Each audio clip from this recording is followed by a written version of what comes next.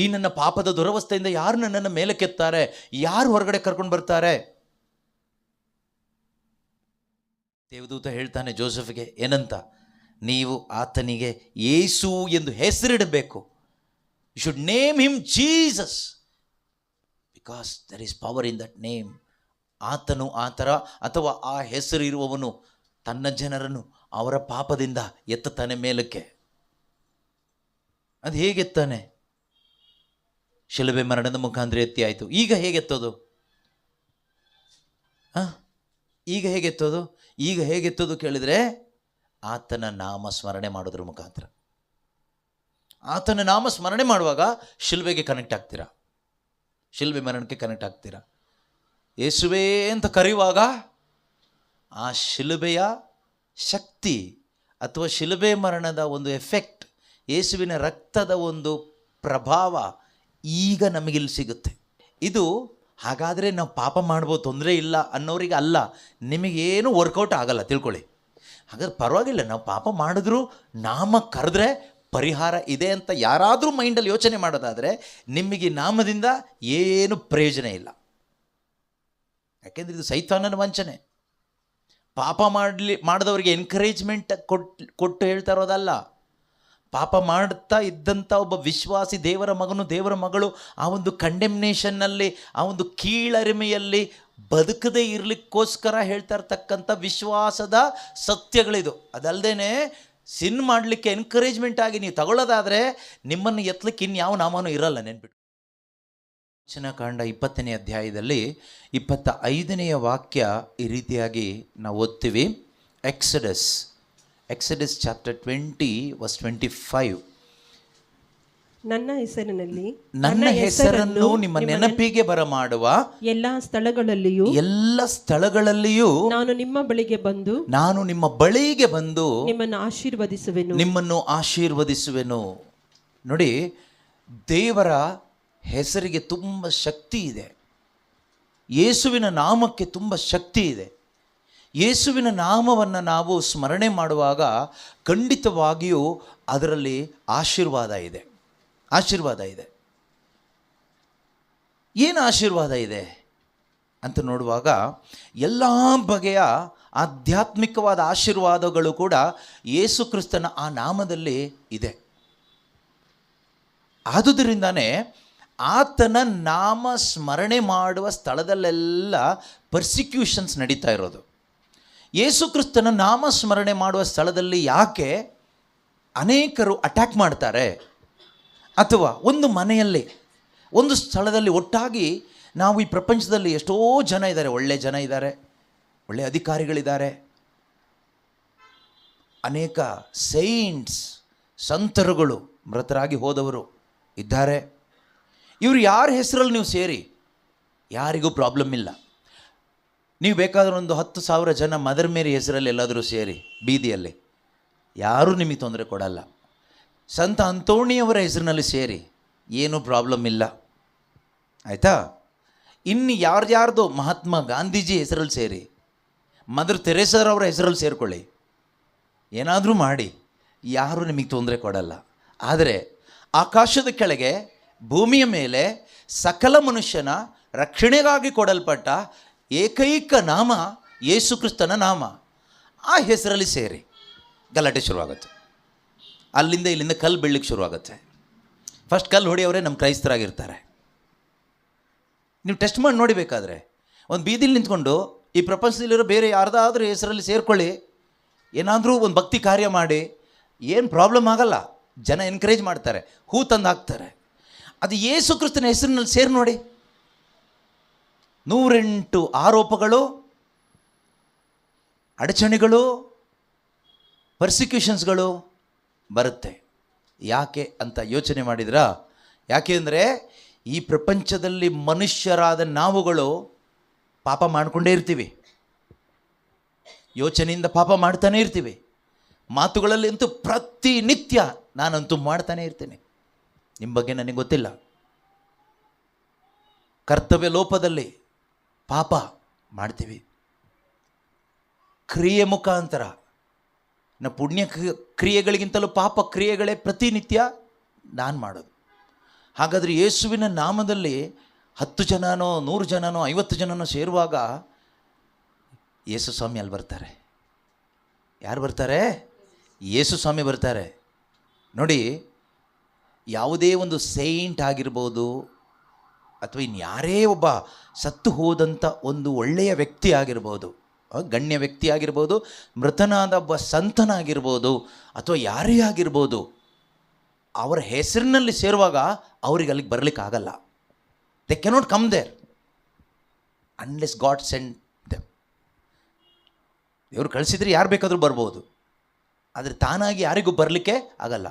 ಮಾತೆ ಮರಿಯಮ್ಮನವರಾದರೂ ಅಷ್ಟೇ, ದೇವದೂತರಾದರೂ ಅಷ್ಟೇ, ಯಾರಿಗೂ ಕೂಡ ಅವ್ರ ಹೆಸರಿನಲ್ಲಿ ಸೇರ್ಬೋದು, ಎಲ್ಲಿ ಬೇಕಾದರೂ ಸೇರ್ಬೋದು. ನೀವು ಯಾರ ಹೆಸರಲ್ಲಿ ಎಲ್ಲಿ ಬೇಕಾದರೂ ಸೇರ್ಬೋದು, ಪ್ರಾಬ್ಲಮ್ ಏನೂ ಇಲ್ಲ. ಆದರೆ ನೀವು ಯಾರ ಹೆಸರಲ್ಲಿ ಸೇರ್ತೀರೋ ಆ ವ್ಯಕ್ತಿ, ಸತ್ತು ಹೋದಂಥ ವ್ಯಕ್ತಿ, ಒಳ್ಳೆಯ ವ್ಯಕ್ತಿ, ಗಣ್ಯ ವ್ಯಕ್ತಿ, ಪುಣ್ಯ ವ್ಯಕ್ತಿ, ಯಾರೇ ಆಗಿರಲಿ, ಆ ವ್ಯಕ್ತಿಗೆ ಆ ಟೈಮಲ್ಲಿ ಅಲ್ಲಿ ಬರೋಕ್ಕಾಗಲ್ಲ. ಆದರೆ ಕರ್ತನಾದ ಯೇಸುವಿನ ನಾಮದಲ್ಲಿ ನೀವು ಸೇರುವಾಗ ಅವರು ಸತ್ತೋದ್ರು, ಸಮಾಧಿ ಮಾಡಲ್ಪಟ್ಟರು, ಪುನರುತ್ಥಾನರಾದರು, ಸ್ವರ್ಗಕ್ಕೆ ಏರಿ ಹೋದರು, ಪಿತನ ಬಲಪಾರ್ಶ್ವದಲ್ಲಿ ಭಿನ್ನಯಿಸ್ತಾ ಇದ್ದಾರೆ. ಆದರೆ ಅವರ ನಾಮದಲ್ಲಿ 2-3 ಎಲ್ಲಿ ಸೇರ್ತಿರೋ, ಅವರ ನಾಮಸ್ಮರಣೆ ಮಾಡುವ ಎಲ್ಲ ಸ್ಥಳದಲ್ಲೂ, ಅದು ಯಾವುದೇ ಜಾಗ ಇರಲಿ, ಅಲ್ಲಿ ಅವರು ಬರ್ತಾರೆ. ಹಾಗಾದರೆ ಇಲ್ಲಿ ಅವರು ಬಂದಿದ್ದಾರೆ, ಯೇಸು ಇಲ್ಲಿ ಬಂದಿದ್ದಾರೆ, ಯೇಸು ಇದ್ದಾರೆ. ಅವರ ನಾಮದಲ್ಲಿ, ಅವರ ನಾಮ ಸ್ಮರಣೆ ಮಾಡುವ ಪ್ರತಿಯೊಂದು ಸ್ಥಳದಲ್ಲೂ ಅವ್ರು ಬರ್ತಾರೆ. ಈ ರೀತಿ ಬರಲಿಕ್ಕೆ, ಅವ್ರ ನಾಮಸ್ಮರಣೆ ಮಾಡುವಂಥ ಸ್ಥಳದಲ್ಲೆಲ್ಲ ಬರಲಿಕ್ಕೆ ಆಗೋದು ಒಬ್ಬರೇ ವ್ಯಕ್ತಿಗೆ, ಅದು ಯೇಸು ಕ್ರಿಸ್ತರಿಗೆ ಮಾತ್ರನೇ. ಫಾರ್ ಎಕ್ಸಾಂಪಲ್, ಥಿಂಕ್ ಮಾಡಿ, ಇದು ಸ್ವಲ್ಪ ಥಿಂಕ್ ಮಾಡುವಂಥದ್ದು. ಸೈಂಟ್ ಆ್ಯಂಟನಿ ಅಂತ ನಾವು ಗೌರವಿಸುವ ಒಬ್ಬರು ಸಂತರು, ಯೇಸು ಸ್ವಾಮಿಗೋಸ್ಕರ ತಮ್ಮ ಜೀವನವನ್ನು ಮುಡಿಪಾಗಿಟ್ಟು ಸಾಕ್ಷಿಯಾಗಿ ಬದುಕಿದವರು. ಈಗ ಯಾರೋ ಒಬ್ಬರು ಹೇಳ್ತಾರೆ, ನಾವು ಪ್ರಾರ್ಥನೆ ಮಾಡುವಾಗ ಸೈಂಟ್ ಆ್ಯಂಟನಿ ಬಂದಿದ್ರು ಪ್ರಾರ್ಥನೆಯಲ್ಲಿ ಅಂತ. ಫೈನ್, ಬಂದಿದ್ರು ಅಂತ ಇಟ್ಕೊಳ್ಳೋಣ. ಆದರೆ ಇನ್ನೊಬ್ಬರು ಸೈಂಟ್ ಆ್ಯಂಟನಿ ನೊವೇನಾನೋ ಪ್ರಾರ್ಥನೆಯನ್ನು ಭಕ್ತಿ ಕಾರ್ಯ ಮಾಡ್ತಾ ಇರ್ತಾರೆ. ಆದರೆ ಸೈಂಟ್ ಆ್ಯಂಟನಿ ಅವರಿಗೆ ಅಲ್ಲಿ ಹೋಗ್ಲಿಕ್ಕಾಗಲ್ಲ. ಎಲ್ಲಾದರೂ ಒಂದು ಕಡೆ ಮಾತ್ರ ಹೋಗ್ಬೋದು. ಹೋಗ್ತಾರೆ ಅಂತ ನಾನು ಹೇಳ್ತಾ ಇಲ್ಲ, ಇಮ್ಯಾಜಿನ್ ಮಾಡಿ, ಥಿಂಕ್ ಮಾಡಿ. ಅವರಿಗೆ ಒಂದು ಕಡೆಗೆ ಮಾತ್ರ ಒಂದು ಸಾರಿ ಹೋಗ್ಬೋದು, 2 ಕಡೆ ಹೋಗ್ಲಿಕ್ಕಾಗಲ್ಲ, ಅಥವಾ ಎಲ್ಲ ಕಡೆಗೆ ಹೋಗ್ಲಿಕ್ಕಾಗೋದಿಲ್ಲ. ಕಾರಣ ಏನು ಗೊತ್ತಾ? ಅವರು ಮನುಷ್ಯನಾಗಿ ಬದುಕಿದವರು, ಮನುಷ್ಯ ಅಷ್ಟೇ. ಆದರೆ ಎಲ್ಲ ಕಡೆಗೂ ಪ್ರತ್ಯಕ್ಷನಾಗಲಿಕ್ಕೆ, ತನ್ನ ಸಾನ್ನಿಧ್ಯವನ್ನು, ತನ್ನ ಪ್ರತ್ಯಕ್ಷತೆಯನ್ನು ಪ್ರಕಟ ಮಾಡಲಿಕ್ಕೆ ಸಾಧ್ಯವಾಗೋದು ಒಬ್ಬರಿಗೆ ಮಾತ್ರನೇ, ಅದು ದೇವರಿಗೆ ಮಾತ್ರನೇ. ಅದು ದೇವರಿಗೆ ಮಾತ್ರನೇ, ಮನುಷ್ಯನಿಗೆ ಆಗೋದಿಲ್ಲ, ದೇವರಿಗೆ ಮಾತ್ರನೇ ಸಾಧ್ಯ. ಹಾಗಾದರೆ ಯೇಸು ಕ್ರಿಸ್ತನ ಹೆಸರಿನಲ್ಲಿ ನೀವು ಪ್ರಪಂಚದಲ್ಲಿರುವ 100 ಬೀದಿಗಳಲ್ಲಿ ಒಂದೇ ಟೈಮಿಗೆ ಪ್ರೇಯರ್ ಇಟ್ಟರು, ಆ 100 ಬೀದಿಗಳಲ್ಲಿ ಒಂದೇ ಟೈಮಿಗೆ ಪ್ರತ್ಯಕ್ಷನಾಗಲಿಕ್ಕೆ ಯೇಸು ಕ್ರಿಸ್ತನಿಗೆ ಆಗುತ್ತೆ. ಆದ್ದರಿಂದ ಅವರು ದೇವರು, ಆದ್ದರಿಂದ ಅವರು ದೇವರು. ಇನ್ನು ಈ ಪ್ರಪಂಚದಲ್ಲಿರುವ ಎಷ್ಟೋ ಒಳ್ಳೆಯ ಹೆಸರುಗಳಿದೆ. ಯಾವ ಹೆಸರಿಗೂ ದೆವ್ವ ಹೆದರಲ್ಲ, ಪಿಶಾಚಿ ಹೆದರಲ್ಲ. ಆದರೆ ಒಂದೇ ಒಂದು ನಾಮಕ್ಕೆ ಪಿಶಾಚಿಗೆ ನಿಂತ್ಕೊಳ್ಳಿಕ್ಕಾಗಲ್ಲ. ಅದು ಯಾವ ನಾಮ ಕೇಳಿದರೆ ಯೇಸುವಿನ ನಾಮ. ನಾವು ಥಿಂಕ್ ಮಾಡಬೇಕಾಗಿರೋದು, ಯಾಕೆ ಹೀಗೆ, ಯಾಕೆ ಪಿಶಾಚಿ ಇಷ್ಟೊಂದು ಹೆದರೋದು ಯೇಸುವಿನ ನಾಮಕ್ಕೆ? ಯಾಕೆ ಯೇಸುವಿನ ನಾಮದಲ್ಲಿ ಸೇರುವಾಗ ಜನಕ್ಕೆ ತೊಂದರೆ ಆಗುತ್ತೆ?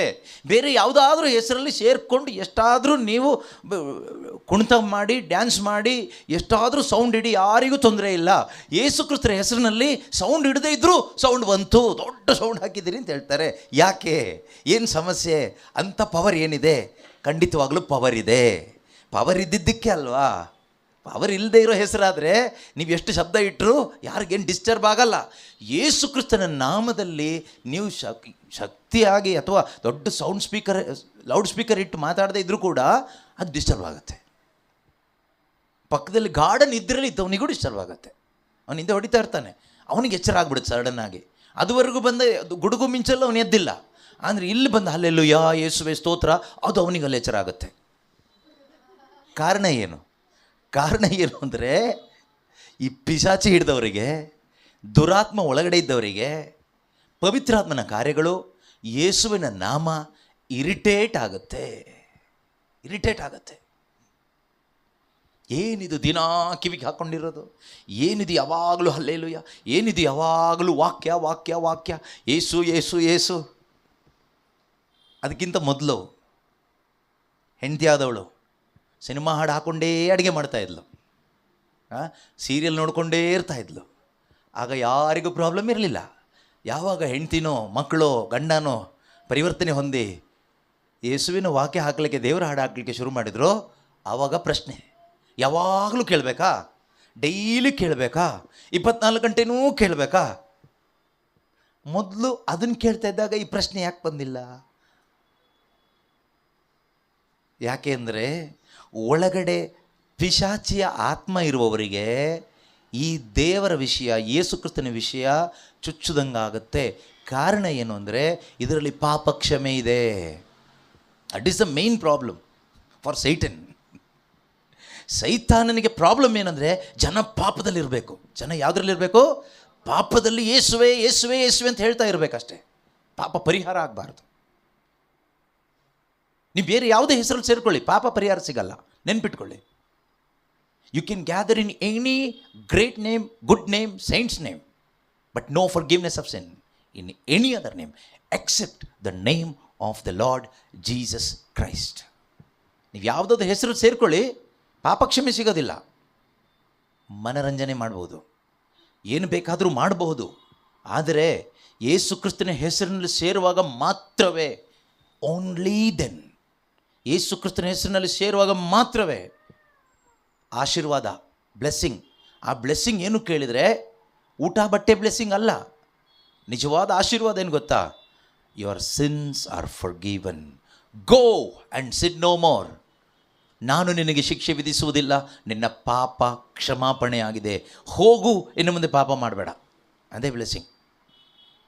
ಜಾನ್ 8:11, ಯೋಹಾನನ ಶುಭ ಸಂದೇಶ 8ನೇ ಅಧ್ಯಾಯ 11ನೇ ವಚನದಲ್ಲಿ ಯೇಸು ಕ್ರಿಸ್ತನ ಬಳಿಗೆ ಒಂದು ಪಾಪಿಣಿಯಾದ, ವಿಭಿಚಾರಣಿಯಾದ ಒಂದು ಸ್ತ್ರೀಯನ್ನು ಯಹೂದ್ಯರು ಕರ್ಕೊಂಡು ಬಂದಾಗ, ಎಳ್ಕೊಂಡು ಬಂದು ಹಾಕಿದಾಗ, ಅನೇಕರು ಆಕೆಯನ್ನು ಆರೋಪಿಸಿದಾಗ ಯೇಸು ಆಕೆಗೆ ಹೇಳುವಂಥ ಒಂದು ಮಾತು, ನಾನು ನಿನಗೆ ಶಿಕ್ಷೆ ವಿಧಿಸುವುದಿಲ್ಲ, ಹೋಗು, ಇನ್ನು ಮೇಲೆ ಪಾಪ ಮಾಡಬೇಡ, ಇನ್ನು ಮೇಲೆ ಪಾಪ ಮಾಡಬೇಡ ಎಂದರು. ಈ ಶಬ್ದ ಎಲ್ಲಿ ಕೇಳಲ್ಪಡುತ್ತೆ ಗೊತ್ತಾ? ಎಲ್ಲಿ ಅವನ ನಾಮದಲ್ಲಿ ಸೇರ್ತಾರೋ ಅಲ್ಲಿ ಇರುವಂಥ ಪಾಪದಿಂದ ಬಂದಂಥ ವ್ಯಕ್ತಿಗಳಿಗೆ ಇದು ಕೇಳಲ್ಪಡುತ್ತೆ.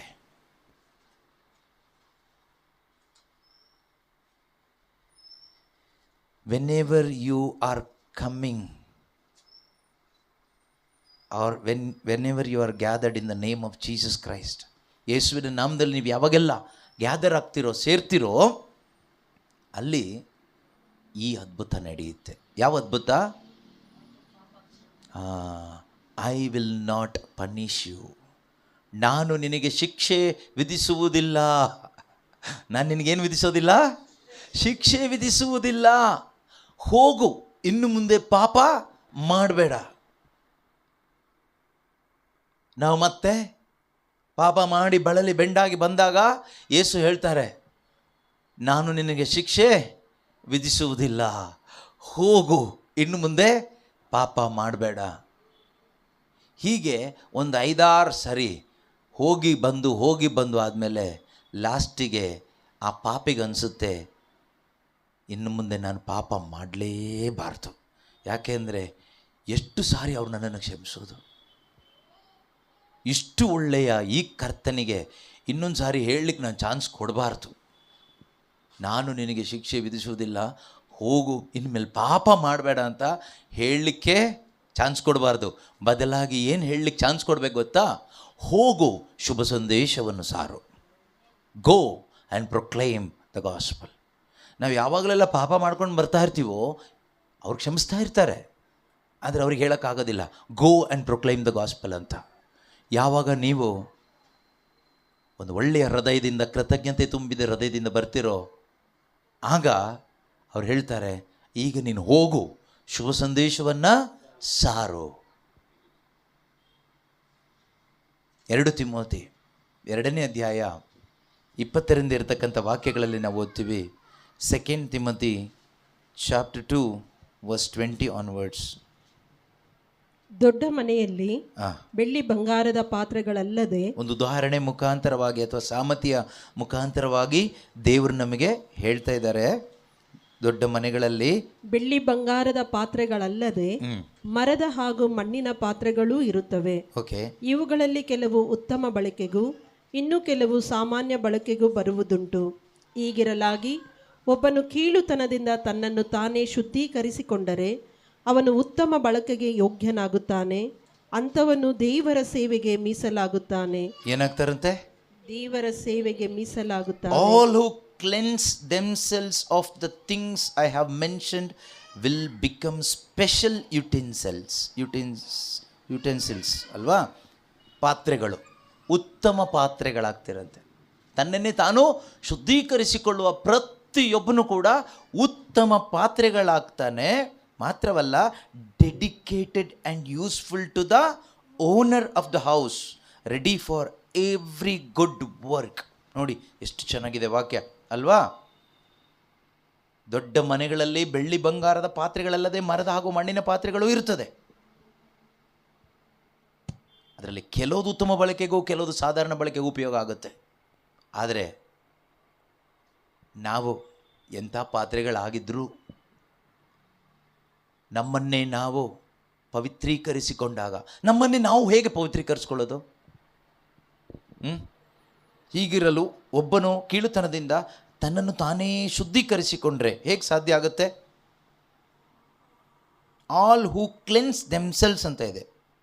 How can I cleanse myself? ನನ್ನನ್ನೇ ನಾನು ಶುದ್ಧೀಕರಿಸ್ಕೊಳ್ಳಿಕ್ಕೆ ಹೇಗೆ ಸಾಧ್ಯ? ವಿಶ್ವಾಸದಿಂದ ಮಾತ್ರನೇ ಸಾಧ್ಯ. ಆಯಿತಾ? ಬೇರೆ ಯಾವುದರಿಂದನೂ ಸಾಧ್ಯ ಇಲ್ಲ. ವಿಶ್ವಾಸದಿಂದ ಮಾತ್ರನೇ. ಏನೆಂದು ವಿಶ್ವಾಸಿಸಬೇಕು?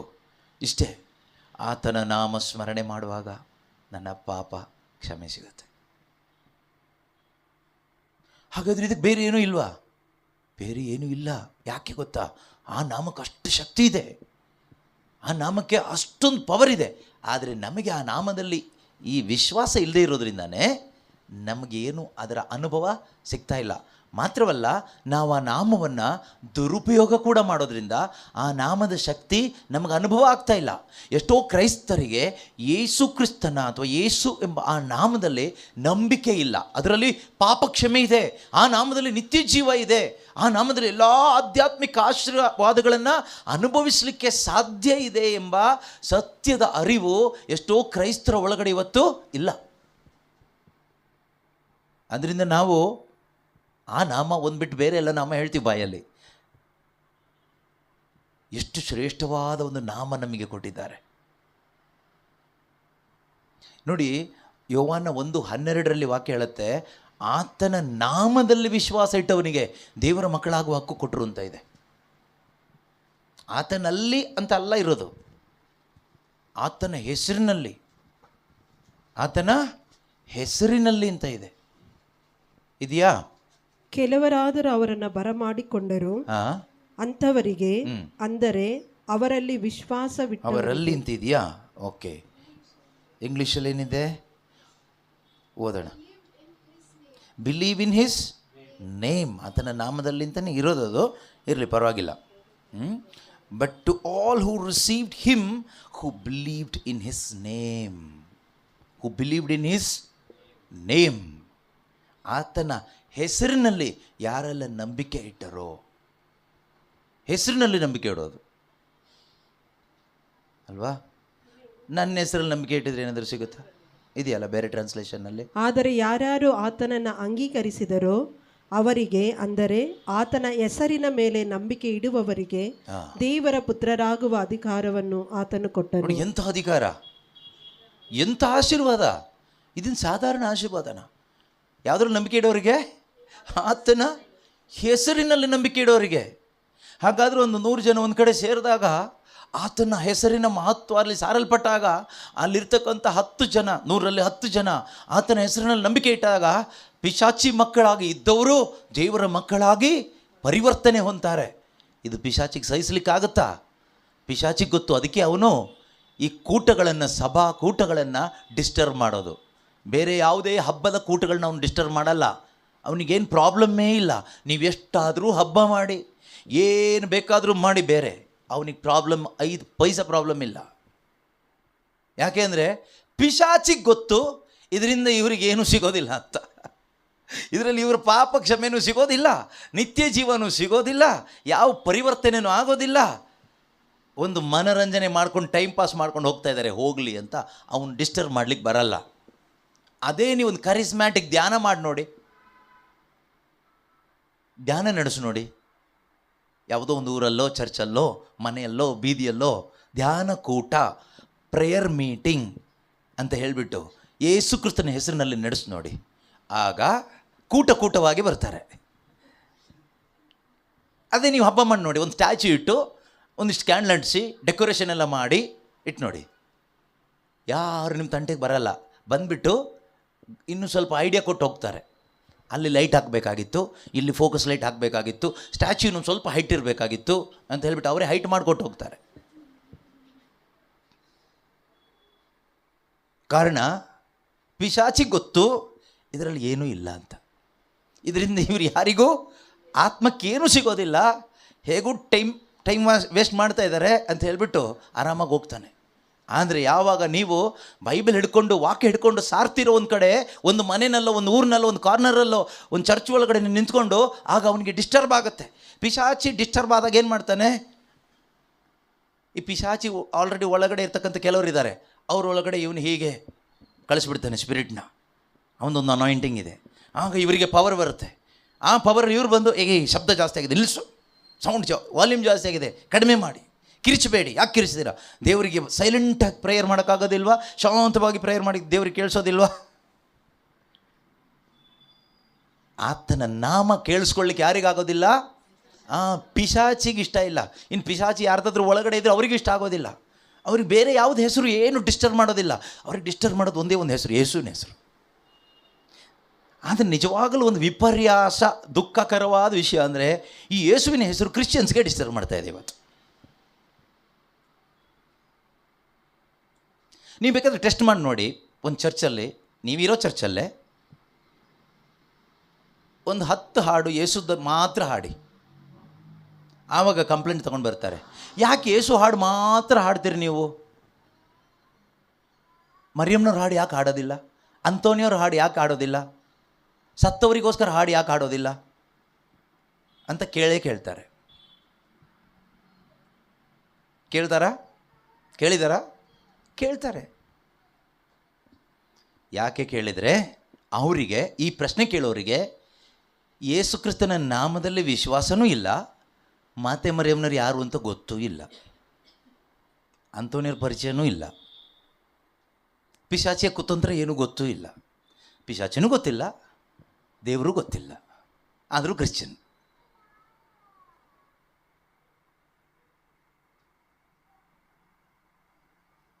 ಪ್ರೀತಿ ಸಹೋದರ ಸಹೋದರಿಯರೇ, ನಾವು ಈ ಲೋಕದಲ್ಲಿ ಘನಪಡಿಸ್ಬೇಕಾಗಿರೋದು, ಮಹಿಮೆ ಪಡಿಸ್ಬೇಕಾಗಿರೋದು ಒಬ್ಬರನ್ನ ಮಾತ್ರನೇ.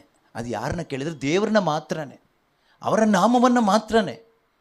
ಬೇರೆ ಯಾರೂ ನಮಗೆ ಘನಪಡಿಸ್ಲಿಕ್ಕಿಲ್ಲ, ಮಹಿಮೆ ಪಡಿಸ್ಲಿಕ್ಕಿಲ್ಲ.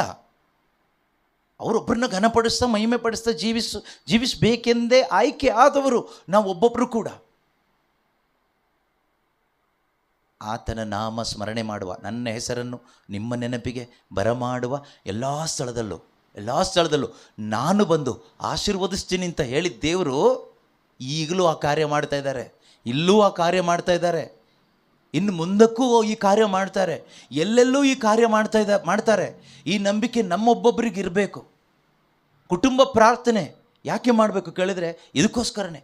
ಕುಟುಂಬ ಒಟ್ಟಾಗಿ ಸೇರಿ ನೀವು ದೇವರನ್ನ ಆರಾಧಿಸುವಾಗ ಬೇರೆ ಏನೂ ಮಾಡುವಾಗ ಅಲ್ಲ, ಸರ್ವಶಕ್ತನಾದ, ಜೀವಂತನಾದ, ಆತ್ಮಸ್ವರೂಪನಾದ ತ್ರಿಯೇಕ ದೇವರನ್ನು ನೀವು ಆರಾಧಿಸುವಾಗ, ಪ್ರಾರ್ಥಿಸುವಾಗ, ಅವರ ವಾಕ್ಯವನ್ನು ಹಂಚುವಾಗ, ಅವ್ರನ್ನ ಸ್ತುತಿಸುವಾಗ, ಕೀರ್ತಿಸುವಾಗ, ಅಲ್ಲಿ ಯಾರಿರ್ತಾರೆ? ಅಲ್ಲವರಿರ್ತಾರೆ. ಆಗೇನಾಗುತ್ತೆ, ಆ ಕುಟುಂಬದಲ್ಲಿ ದೇವರ ಶಕ್ತಿ, ದೇವರ ಮಹಿಮೆ, ದೇವರ ಕಾರ್ಯಗಳು ಪ್ರಕಟವಾಗುತ್ತೆ. ಅದರಲ್ಲಿ ಮುಖ್ಯವಾಗಿ ಆಶೀರ್ವಾದ ಯಾವುದು ಗೊತ್ತಾ? ಪಾಪಕ್ಷಮೆ, ಫರ್ಗಿವ್ನೆಸ್ ಆಫ್ ಸಿನ್, ಪಾಪಕ್ಷಮೆ. ಈ ಲೋಕದ ಮಾಲಿನ್ಯದಲ್ಲಿ ಜೀವಿಸ್ತಾ ಇರುವಾಗ, ಈ ಲೋಕದಲ್ಲಿ ನಾವು ಜೀವಿಸ್ತಾ ಇರುವಾಗ ನಮಗೆ ಪಾಪಗಳು ಅಂಟಿಕೊಳ್ಳುತ್ತೆ. ನೆನ್ಪಿಟ್ಕೊಳ್ಳಿ, ಈ ಅಂಟಿಕೊಳ್ಳುವ ಪಾಪ ತೊಳ್ಕೊಳ್ಳಿಕ್ಕಿರುವ ಏಕೈಕ ಸ್ಥಳ ಯೇಸುವಿನ ನಾಮ. ಆ ನಾಮ ಕೂಗಬೇಕು, ಯೇಸುವೇ ಅಂತ ಕೂಗುವಾಗ ಆ ನಾಮದಲ್ಲಿ ಶಕ್ತಿ ಇದೆ. ಆ ಶಕ್ತಿಯಿಂದ ನಮಗೇನು ಸಿಗುತ್ತೆ? ಆ sins are forgiven, erased, washed, sanctified. ಒಂದು ವಾಕ್ಯ ಇದೆ, ಎಲ್ಲಿದೆ ನೆನಪಿಲ್ಲ ನನಗೆ, ಫಿಲಿಪ್ಪರಿಗ, ತಿಮೋತಿನ, ಗಲಾತಿಯನ, ನೀವು ಯೇಸುವಿನ ನಾಮದಿಂದಲೂ ಪವಿತ್ರ ಆತ್ಮನಿಂದಲೂ ನೀವು ಶುದ್ಧರಾಗಿದ್ದೀರಿ ಅಂತ ಇದೆ. By his name and his spirit you are sanctified, you are justified, you are cleansed ಅಂತ ಇದೆ. ಆತನ ನಾಮದಿಂದಲೂ ಆತ್ಮನಿಂದಲೂ, ಯೇಸು ನಾಮದಿಂದಲೂ ಯೇಸುವಿನ ಆತ್ಮನಿಂದಲೂ, ನಾಮ ಮತ್ತು ಆತ್ಮದ ಮುಖಾಂತರವಾಗಿ ನೀವೇನಾಗಿದ್ದೀರಿ? ಈಗ ಶುದ್ಧರಾಗಿದ್ದೀರಿ, ಪ್ರತ್ಯೇಕಿಸಲ್ಪಟ್ಟವರಾಗಿದ್ದೀರಿ, ನೀತೀಕರಿಸಲ್ಪಟ್ಟವರಾಗಿದ್ದೀರಿ ಅಂತ ಇದೆ. 1 Corinthians 6:11. ಎಸ್, ಓದಿ ನೋಡೋಣ ಏನಂತ ಇದೆ.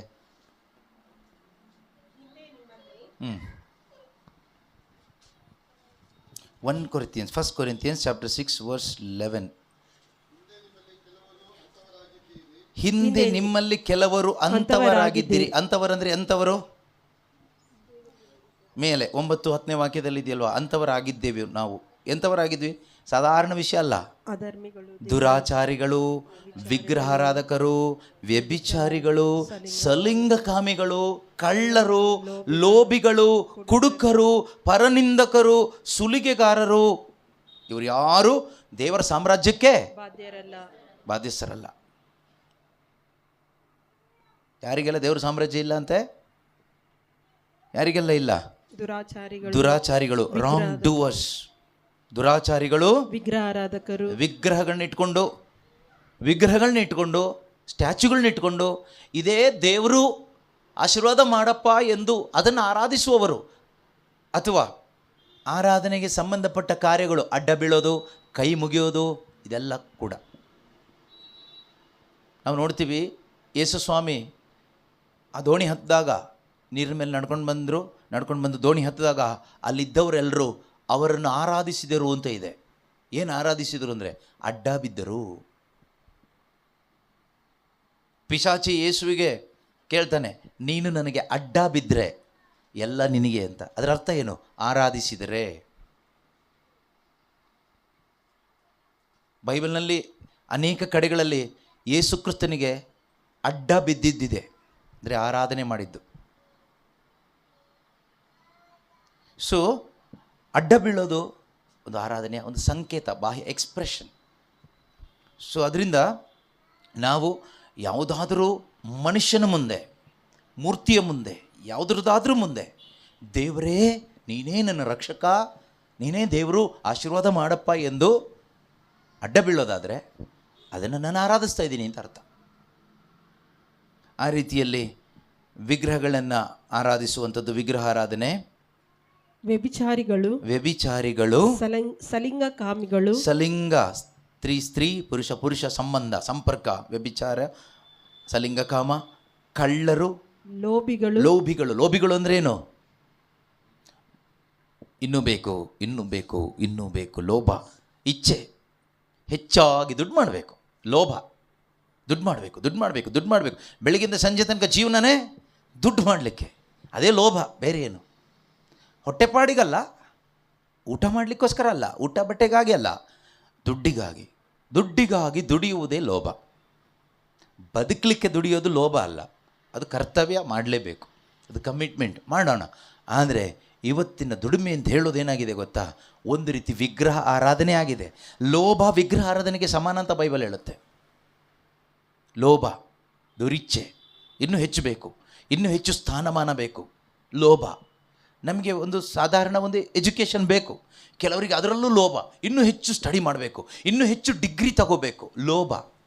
ನಮಗೊಂದು ಕಾಮನ್ ಜ್ಞಾನಕ್ಕೋಸ್ಕರ ಓದುವಂಥ ತಪ್ಪಲ್ಲ, ಆದರೆ ಕೆಲವರು ಅದರಲ್ಲಿ ನಮಗೊಂದು ರೆಸ್ಪೆಕ್ಟ್ ಸಿಗುತ್ತೆ, ಏನೋ ಒಂದು ದೊಡ್ಡ ರೆಸ್ಪೆಕ್ಟ್ ಸಿಗುತ್ತೆ, ಸ್ಥಾನಮಾನ ಸಿಗುತ್ತೆ, ಮರ್ಯಾದೆ ಸಿಗುತ್ತೆ, ಜನ ನಮ್ಮನ್ನು ಗುರುತಿಸ್ತಾರೆ, ಮೇಲೆ ಕೂರಿಸ್ತಾರೆ ಟಾಪಲ್ಲಿ ಅಂತ ಹೇಳ್ಬಿಟ್ಟು ಹೆಚ್ಚು ಓದು ಓದು ಓದು ಓದು ಡಿಗ್ರಿ ಡಿಗ್ರಿ ಡಿಗ್ರಿ. ಲೋಭ, ಪ್ರತಿಯೊಂದು ವಿಷಯದಲ್ಲಿ ಇವತ್ತು ಲೋಭ ಇದೆ ಅಲ್ವಾ? ಸೊ ಲೋಭ, ಕುಡುಕತನ, ಪರನಿಂದಕರು, ಬೇರೆಯವ್ರ ಬಗ್ಗೆ ನಿಂದನೆ ಮಾಡೋದೇ ಕೆಲವ್ರಿಗೆ ಕೆಲಸ ಕೂತ್ಕೊಂಡು. ಅದರಲ್ಲಿ ಪ್ರೇಯರಲ್ಲಿ ಜಾಸ್ತಿ, ಕರಿಸ್ಮ್ಯಾಟಿಕ್ ಪ್ರೇಯರಲ್ಲಿ ಇದ್ದರೂ ಕೂಡ ಎಲ್ಲಿದ್ದರೂ ಕೂಡ ಈ ಪರನಿಂದನೆ ಪರದೂಷಣೆ ಎಲ್ಲ ಮಾಡ್ತಾನೆ ಇರ್ತೀವಿ. ಓಕೆ.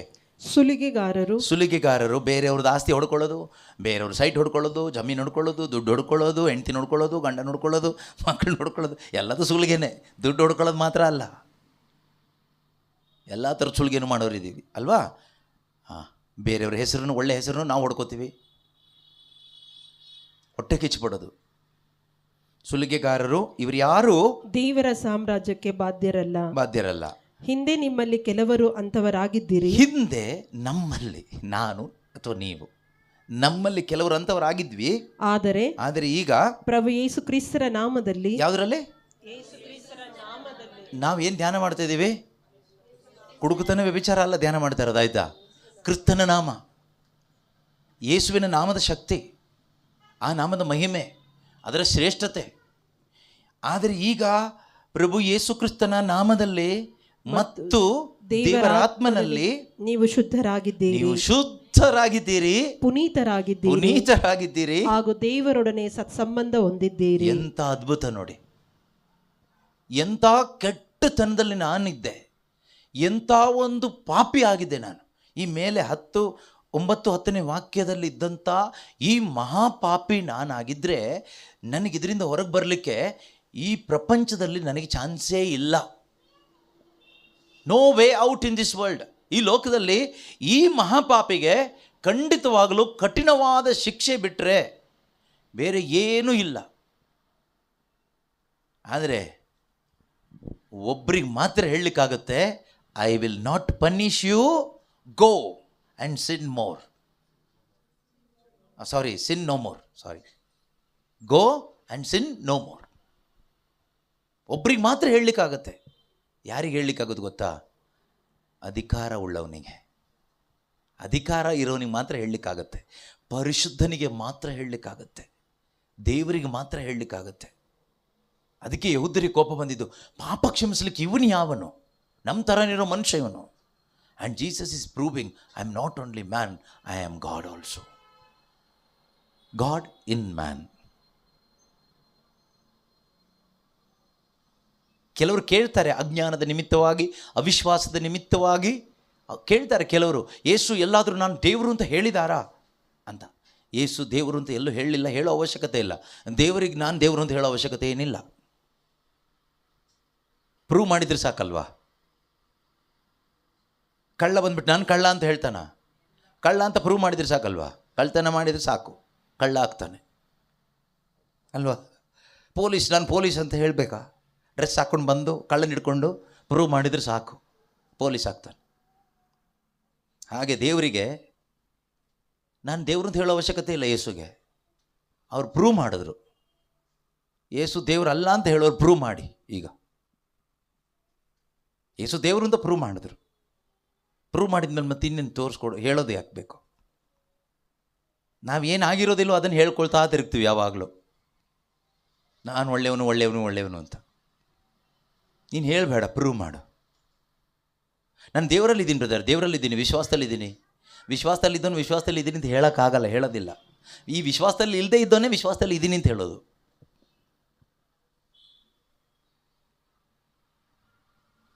ವಿಶ್ವಾಸದಲ್ಲಿದ್ದವನು ಅವನಿಗೆ ಗ್ಯಾರಂಟಿ ಇರುತ್ತೆ ನಾನು ವಿಶ್ವಾಸದಲ್ಲಿ ಇದ್ದೀನಿ ಅಂತ, ಅವ್ನು ಪ್ರೂವ್ ಮಾಡ್ತಾನೆ ಅವನ ಜೀವನದಿಂದ. ವಿಶ್ವಾಸದಲ್ಲಿ ಇಲ್ಲದೆ ಇದ್ದವನು ಹೆದರ್ಕೊಂಡು ಹೇಳ್ತಾನೆ, ನಾನು ವಿಶ್ವಾಸದಲ್ಲಿದ್ದೀನಿ, ನಾನು ದೇವರಲ್ಲಿದ್ದೀನಿ. ಅವನು ದೇವರಲ್ಲಿ ಇರೋದಿಲ್ಲ, ಅದಕ್ಕೇನೆ ಹೇಳೋದು. ಆದ್ದರಿಂದ ಈ ಯೇಸುವಿನ ನಾಮಕ್ಕೆ ಅಷ್ಟೊಂದು ಶಕ್ತಿ ಇದೆ.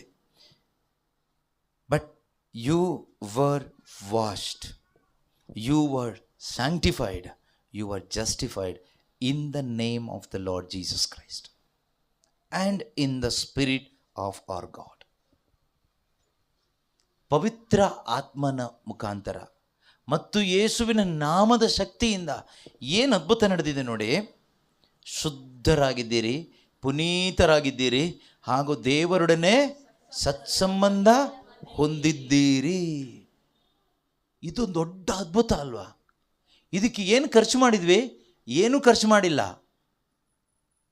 ಮಾಡಿದ್ದಿಷ್ಟೇ, ಆತನ ನಾಮದಲ್ಲಿ ನಾವು ನಂಬಿಕೆ ಇಟ್ಟೆವು. ಆತನ ನಾಮದಲ್ಲಿ ನಂಬಿಕೆ ಇಟ್ಟು ಆತನ ನಾಮವನ್ನು ಕೂಗಿದೆವು. We called upon his name, we believed in his name and we called upon his name. Result ಏನು ಗೊತ್ತಾ? ಇದು, ಯು ಆರ್ ಸೇವ್ಡ್. ಯಾರು ಒಪ್ಕೋತಾರೆ ಇದನ್ನು? ಇಷ್ಟು ಈಸಿಯಾಗಿ ಆಗ್ಬಿಡುತ್ತಾ? ನಿಮ್ಮ ಪಾಪ ಕ್ಷಮಾಪಣೆ ಆಗಬೇಕಾದ್ರೆ ಅಷ್ಟು ಸುಲಭ ಅಲ್ಲ, ಪರಿಹಾರಗಳು ಮಾಡಬೇಕು. ಏನು ಮಾಡಬೇಕು? ಕೆಲವರು ಹೇಳ್ತಾರೆ ದಂಡ ವಿಮೋಚನೆ. ಏನು? ದಂಡ ಕಟ್ಟಬೇಕು. ದಂಡ ಕಟ್ಟಿ ನೀವು ಅದರಿಂದ ವಿಮೋಚನೆ ಹೊಂದ್ಕೋಬೇಕು. ಏನಂತಾರೆ ಅದಕ್ಕೆ ಇಂಗ್ಲೀಷಲ್ಲಿ? ಏನೋ ಇದೆಯಲ್ಲ, ಇಂಟೆಲಿಜೆನ್ಸ್ ಅಲ್ವಾ? ದಂಡ ಕಟ್ಟಬೇಕು. ಅದು ನೀವು ಮಾಡಿದ ಪಾಪ ಯಾವುದನ್ನು ಫಸ್ಟ್ ಕಂಡುಹಿಡಿಬೇಕು. ಆ ಪಾಪದ ಮೆಜರ್ಮೆಂಟ್ ಮೇಲೆ ಇಲ್ಲಿ ದಂಡ. ಟ್ರಾಫಿಕ್ ರೂಲ್ಸ್ ಬ್ರೇಕ್ ಮಾಡ್ದಂಗೆ ಯಾವ ರೂಲ್ಸ್ ಬ್ರೇಕ್ ಮಾಡಿದ್ದೀರಿ ಫಸ್ಟ್ ನೋಡಬೇಕು. ಒಂದೊಂದು ರೂಲ್ಸ್ಗೆ ಒಂದೊಂದು ಫೈನ್ ಇದೆ. ಡ್ರಿಂಕ್ ಆ್ಯಂಡ್ ಡ್ರೈವ್ ಆದರೆ ಇನ್ನು ಹೆವಿ ಫೈನ್ ಇರುತ್ತೆ ಅಲ್ವಾ? ಫುಟ್ಪಾತ್ ಮೇಲೆ ಓಡಿಸಿದ್ರೆ ಇನ್ನು ಜಾಸ್ತಿ ಫೈನ್. ಇನ್ನು ಹೆಲ್ಮೆಟ್ ಹಾಕ್ಕೊಳ್ಳಿಲ್ಲ ಅಂದರೆ ಅದಕ್ಕೊಂದು ಸ್ವಲ್ಪ ಕಡಿಮೆ ಇರುತ್ತೆ. ಒನ್ ವೇನಲ್ಲಿ ಹೋದರೆ ಸ್ವಲ್ಪ ಕಡಿಮೆ ಇರುತ್ತೆ. ಸಿಗ್ನಲ್ ಜಂಪ್ಗೆಲ್ಲ ಸ್ವಲ್ಪ ಕಡಿಮೆ ಇರುತ್ತೆ. ಆದರೆ ಫುಟ್ಪಾತ್ ಮೇಲೆಲ್ಲ ಹೋಗಬೇಡಿ ಆಯಿತಾ, ಹೆವಿ ಫೈನ್ ಇರುತ್ತೆ. ಡ್ರಿಂಕ್ ಆ್ಯಂಡ್ ಡ್ರೈವ್ ಅಂತೂ ಜಾಸ್ತಿನೇ ಇರುತ್ತೆ. ಇನ್ಶೂರೆನ್ಸಲ್ಲಿ ಇಲ್ಲದೆ ಓಡಿಸಿದ್ರು ಅದು ಜಾಸ್ತಿನೇ. ಅದು ಟ್ರಾಫಿಕ್ ರೂಲ್ಸ್ ನಾನೇ ಯಾಕೆ ಹೇಳಿ, ಅದು ನೀವು ಬೇಕಾದರೆ ಕಂಡುಕೊಳ್ಳಿ. ಅದೇ ರೀತಿಯಲ್ಲಿ ಸಭೆಯಲ್ಲೂ ಕೂಡ ಅನೇಕ ಸಭೆಗಳಲ್ಲಿ ಇದಿದೆ. ನೀವು ಮಾಡಿದ ಪಾಪ ಏನು, ಆ ಪಾಪಕ್ಕೆ ತಕ್ಕ ಪೆನಾಲ್ಟಿ 500 ರೂಪಾಯಿ. ಆ ಥರ ಅಲ್ಲ, 500 ರೂಪಾಯಿ ಅಲ್ಲ, ಬೇರೆ ಹೇಳ್ತಾರೆ ಅವರು. ಏನೇನು ಹೇಳ್ತಾರೆ ಅವ್ರದ್ದು ಲಿಸ್ಟ್ ಇರುತ್ತೆ. ಈ ಪಾಪಕ್ಕಾದರೆ ಈ ಕಾರ್ಯ ಮಾಡಬೇಕು, ಈ ಪಾಪ ಆದರೆ ಇದಕ್ಕಾದರೆ ಈ ಥರ, ಈ ಪಾಪಕ್ಕಾದರೆ ಇಷ್ಟು, ಈ ಪಾಪಕ್ಕಾದರೆ ಇಷ್ಟು. ಇದೆಲ್ಲ ಯಾರ್ದು ಕೆಲಸ? ಇದೆಲ್ಲ ಪಿಶಾಚಿಯ ಕೆಲಸಗಳೇ. ಯಾಕೆ ಅಂದರೆ ಇಲ್ಲಿ ಯೇಸುವಿನ ನಾಮಕ್ಕೆ, ಪವಿತ್ರ ಆತ್ಮನಿಗೆ, ದೇವರ ಕೃಪೆಗೆ, ದೇವರ ಕರುಣೆಗೆ, ದೇವರ ಈ ಶ್ರೇಷ್ಠ ಕಾರ್ಯಕ್ಕೆ ವಿರುದ್ಧವಾದ ಒಂದು ಯೋಜನೆ ಇದು ಯಾರು ಮಾಡ್ತಾರೆ? ಪಿಶಾಚಿ ಮಾಡೋದು, ಅವಿಶ್ವಾಸವನ್ನು ಹುಟ್ಟಿಸೋದು. ನಾವು ವಿಶ್ವಾಸ ಇಡಬೇಕಾಗಿರೋದು ಆತನ ನಾಮದಲ್ಲಿ. There is forgiveness of sin only in the name of Jesus. ಆತನ ನಾಮದಲ್ಲಿ ಏನಿದೆ? ಪಾಪ ಕ್ಷಮೆ ಇದೆ. ಕಥೋಲಿಕ ಧರ್ಮಸಭೆಯಲ್ಲಿ ಪಾಪಗಳನ್ನ ಒಪ್ಪಿಕೊಳ್ಳಲಿಕ್ಕೆ ಯಾಜಕನ ಬಳಿಗೆ ಹೋಗಿ ಪಾಪಗಳನ್ನ ಹೇಳುವಾಗ ಅಲ್ಲಿ ಕುಳಿತುಕೊಂಡಂಥ ಯಾಜಕರು ಹೇಳೋದೇನೋ, ಯೇಸುವಿನ ನಾಮದಲ್ಲಿ ನಿನ್ನ ಪಾಪಗಳಿಗೆ ಕ್ಷಮಾಪಣೆ ಆಗಿದೆ, ಹೋಗು ಅಂತ ಹೇಳ್ತಾರೆ. ನನ್ನ ಹೆಸರಲ್ಲಿ ನಿನ್ನನ್ನು ಕ್ಷಮಿಸಿದ್ದೀನಿ ಅಂತ ಯಾವ ಯಾಜಕನೂ ಹೇಳಲಿಲ್ಲ ಇವತ್ತಿನ ತನಕ. ಅಥವಾ ಈ ಒಂದು ಸಂತನ ಹೆಸರಿನಲ್ಲಿ ನಿನ್ನ ಪಾಪಗಳಿಗೆ ಕ್ಷಮಾಪಣೆ ಆಗಿದೆ, ಹೋಗು ಅಂತ ಹೇಳಲಿಲ್ಲ. ಅಥವಾ ಯೇಸುವಿನ ತಾಯಿ ಮಾತೆಯ ಮರಿಯಮ್ಮನವರ ಹೆಸರಿನಲ್ಲಿ ನಿನ್ನ ಪಾಪವನ್ನು ಕ್ಷಮಿಸ್ತಾ ಇದ್ದೀನಿ, ಹೋಗು ಅಂತ ಹೇಳಲಿಲ್ಲ. ಹೇಳೋದು ಇಲ್ಲ, ಹೇಳಲಿಕ್ಕಾಗೋದು ಇಲ್ಲ. ಯೇಸುವಿನ ನಾಮದಲ್ಲಿ ನಿನಗೆ ಪಾಪ ಕ್ಷಮೆ ಆಗ್ತಾ ಇದೆ, ಹೋಗು.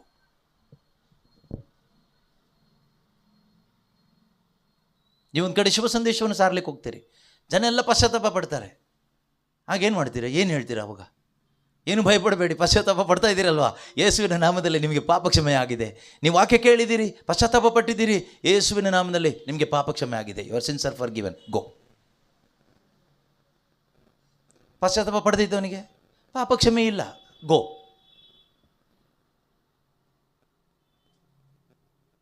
ಅದಕ್ಕೆ ಯೇಸು ಸ್ವಾಮಿ ಸಭೆಗೆ ಹೇಳಿದ್ದು, ಯಾರು ಪಾಪ ಕ್ಷಮಿಸ್ತೀರೋ ಅವರಿಗೆ ಪಾಪ ಕ್ಷಮೆ, ಯಾರ್ದು ಕ್ಷಮಿಸದೆ ಉಳಿಸ್ತೀರೋ ಹಾಗೆ ಉಳ್ಕೊಂಡಿರುತ್ತೆ. ಹಾಗಾದರೆ ಯಾರ್ದು ಕ್ಷಮಿಸ್ಲಿಕ್ಕೆ ಆಗುತ್ತೆ? ಪಶ್ಚಾತ್ತಾಪ ಪಡುವ ಪ್ರತಿಯೊಬ್ಬರಿಗೂ ನಮಗೆ ಹೇಳಲಿಕ್ಕಾಗುತ್ತೆ, your sins are forgiven in the name of Jesus, your sins are forgiven, go. ಪಶ್ಚಾತ್ತಾಪ ಪಡೆದಿದ್ದವನಿಗೆ your sins are not forgiven, retained. ಯಾಕೆ ಅಂದರೆ ಕಾರಣ ಇಷ್ಟೇ, ನಿನಗೆ ದೇವರ ಪುತ್ರ ನಾಮದಲ್ಲಿ ವಿಶ್ವಾಸ ಇಲ್ಲ. ಇದ್ದಿದ್ರೆ ನೀನು ಪಾಪ ಒಪ್ಪಿಕೊಳ್ತಾ ಇದ್ದೆ, ಪಶ್ಚಾತ್ತಾಪ ಪಡ್ತಾ ಇದ್ದೆ, ಶುಭ ಸಂದೇಶದಲ್ಲಿ ನಿನಗೆ ವಿಶ್ವಾಸ ಇಲ್ಲ, ಸುಮ್ಮನೆ ಕಲ್ಲು ಬಂಡೆ ಥರ ಕೂತ್ಕೊಂಡಿದ್ಯಾ, ಆದ್ದರಿಂದ ನನಗೆ ಪಾಪ ಕ್ಷಮಾಪಣೆ ಇಲ್ಲ ಅಂತ ಹೇಳಲಿಕ್ಕೆ ಆಗಬೇಕು. ನಮಗೆ ಈ ಅಧಿಕಾರ ಕೊಟ್ಟಿದ್ದಾರೆ ದೇವರು. ಅದರಲ್ಲಿ ನಿನ್ನ ನರಕಕ್ಕೆ ಹೋಗ್ತೀಯ ಅಂತ ಅಲ್ಲ ಹೇಳೋದು. ಅದೇ ರೀತಿಯಲ್ಲಿ ಒಬ್ಬ ಮನುಷ್ಯ ಅವನೆಂಥ ಪಾಪಿನೇ ಆಗಿರಲಿ, ಈಗ ಹೇಳಿದಂಥ ವಾಕ್ಯ ಮೇಲೆ ಓದಿದ 9-10ನೇ ವಾಕ್ಯದಲ್ಲಿ ವ್ಯಭಿಚಾರದ, ಕುಡುಕುತನ, ಕಳ್ಳ, ಲೋಭ, ಪರನಿಂದಕ, ಸುಲಿಗೆಗಾರ ಯಾರೇ ಆಗಿರಲಿ ದೇವರ ಸಾಮ್ರಾಜ್ಯಕ್ಕೆ ಎಂಟ್ರಿ ಆಗಲಿಕ್ಕೆ ಅನರ್ಹನಾದ ಒಬ್ಬ ವ್ಯಕ್ತಿ ಅವನು ಸುವಾರ್ತೆಯನ್ನು ಆಲಿಸ್ತಾನೆ, ಅಥವಾ ಅವನು ಹೋಗಿ ಪಾಪ ನಿವೇದನೆ ಮಾಡ್ತಾನೆ, ಒಪ್ಕೊಳ್ತಾನೆ, ಸ್ವಾಮಿ ನಾನು ಪಾಪ ಮಾಡಿಬಿಟ್ಟಿದ್ದೀನಿ ಅಂತ. ಅವನಿಗೆ ಹೇಳಬೇಕು, your sins are for given, ನಿನ್ನ ಪಾಪ ಕ್ಷಮಾಪಣೆ ಆಗಿದೆ. ಯಾರಲ್ಲೇ? ಯೇಸುವಿನ ನಾಮದಲ್ಲಿ ನಿನ್ನ ಪಾಪಕ್ಕೆ ಕ್ಷಮಾಪಣೆ ಆಗಿದೆ. Go and sin no more. ಹೋಗು, ಏನು ಮುಂದೆ ಏನು ಮಾಡಬೇಡ, ಪಾಪ ಮಾಡಬೇಡ. ನೋಡಿ, ಯೇಸುವಿನ ನಾಮಕ್ಕೆ ಎಷ್ಟೊಂದು ಶಕ್ತಿ ಇದೆ. ಇದು ಶಕ್ತಿ ಒನ್ ಟೈಮ್ ಅಲ್ಲ, ಆಲ್ವೇಸ್ ಆಲ್ವೇಸ್, ಯಾವಾಗಲೂ ಈ ನಾಮಕ್ಕೆ ಏನಿದೆ? ಶಕ್ತಿ ಇದೆ. ಆ ನಾಮಕ್ಕೆ ಯಾವಾಗಲೂ ಶಕ್ತಿ ಇದೆ. ಮರಿಬಾರ್ದು ನಾವು ಯಾವತ್ತೂ ಕೂಡ. ನೀವು ಒಂದು ವೇಳೆ ಎಂಥ ಪಾಪ ಮಾಡಿದರೂ, ಎಂಥ ಪಾಪದಲ್ಲಿ ಬಿದ್ದರೂ ಕೂಡ ನೀವು ಯಾವತ್ತೂ ಮರಿಬಾರ್ದು, ಯೇಸುವಿನ ನಾಮಕ್ಕೆ ಇವತ್ತು ಶಕ್ತಿ ಇದೆ ನನ್ನನ್ನು ಈ ಪಾಪದಿಂದ ಹೊರಗಡೆ ಕರ್ಕೊಂಡು ಬರಲಿಕ್ಕೆ. ನೀವು ಯೋಚನೆ ಮಾಡಬಾರ್ದು, ನನ್ನನ್ನು ಹೊರಗಡೆ ಯಾರು ಕರ್ಕೊಂಡು ಬರ್ತಾರೆ, ಈ ನನ್ನ ಪಾಪದ ದುರವಸ್ಥೆಯಿಂದ ಯಾರು ನನ್ನನ್ನು ಮೇಲಕ್ಕೆತ್ತಾರೆ, ಯಾರು ಹೊರಗಡೆ ಕರ್ಕೊಂಡು ಬರ್ತಾರೆ? ದೇವದೂತ ಹೇಳ್ತಾನೆ ಜೋಸೆಫ್ಗೆ ಏನಂತ? ನೀವು ಆತನಿಗೆ ಯೇಸು ಎಂದು ಹೆಸರಿಡಬೇಕು. You should name him Jesus because there is power in that name. ಆತನು ಆ ಥರ, ಅಥವಾ ಆ ಹೆಸರು ಇರುವವನು ತನ್ನ ಜನರನ್ನು ಅವರ ಪಾಪದಿಂದ ಎತ್ತುತ್ತಾನೆ ಮೇಲಕ್ಕೆ. ಅದು ಹೇಗೆತ್ತಾನೆ? ಶಿಲುಬೆ ಮರಣದ ಮುಖಾಂತರ ಎತ್ತಿ ಆಯಿತು. ಈಗ ಹೇಗೆತ್ತೋದು? ಈಗ ಹೇಗೆತ್ತೋದು? ಈಗ ಹೇಗೆತ್ತೋದು ಕೇಳಿದರೆ, ಆತನ ನಾಮ ಸ್ಮರಣೆ ಮಾಡೋದ್ರ ಮುಖಾಂತರ. ಆತನ ನಾಮ ಸ್ಮರಣೆ ಮಾಡುವಾಗ ಶಿಲುಬೆಗೆ ಕನೆಕ್ಟ್ ಆಗ್ತೀರಾ, ಶಿಲುಬೆ ಮರಣಕ್ಕೆ ಕನೆಕ್ಟ್ ಆಗ್ತೀರಾ. ಯೇಸುವೇ ಅಂತ ಕರೆಯುವಾಗ ಆ ಶಿಲುಬೆಯ ಶಕ್ತಿ ಅಥವಾ ಶಿಲುಬೆ ಮರಣದ ಒಂದು ಎಫೆಕ್ಟ್, ಯೇಸುವಿನ ರಕ್ತದ ಒಂದು ಪ್ರಭಾವ ಈಗ ನಮಗಿಲ್ಲಿ ಸಿಗುತ್ತೆ. ಕೆಲವರು ಕೇಳ್ತಾರೆ, ಯೇಸು ಅವತ್ತು ಸತ್ತಿದ್ದಲ್ವಾ, ಪಾಪ ಕ್ಷಮಾಪಣೆ ಆಯಿತು, ಇವತ್ತು ಹೇಗೆ ಸಿಗುತ್ತೆ? ಇಲ್ಲಿರೋರಿಗೆ ಹೇಗೆ ಸಿಗುತ್ತೆ? ಮತ್ತೆ ಸಾಯ್ತಾರ? ಇಲ್ಲ, ಈಗ ನೀನು ಅವರ ನಾಮಸ್ಮರಣೆ ಮಾಡುವಾಗ ಆಗ ಯೇಸು ಅರ್ಪಿಸಿದ ಆ ಬಲಿಗೆ ಕನೆಕ್ಟ್ ಆಗ್ತೀಯ. ಅಲ್ಲಿಂದನೇ ಬರೋದು ಶಕ್ತಿ.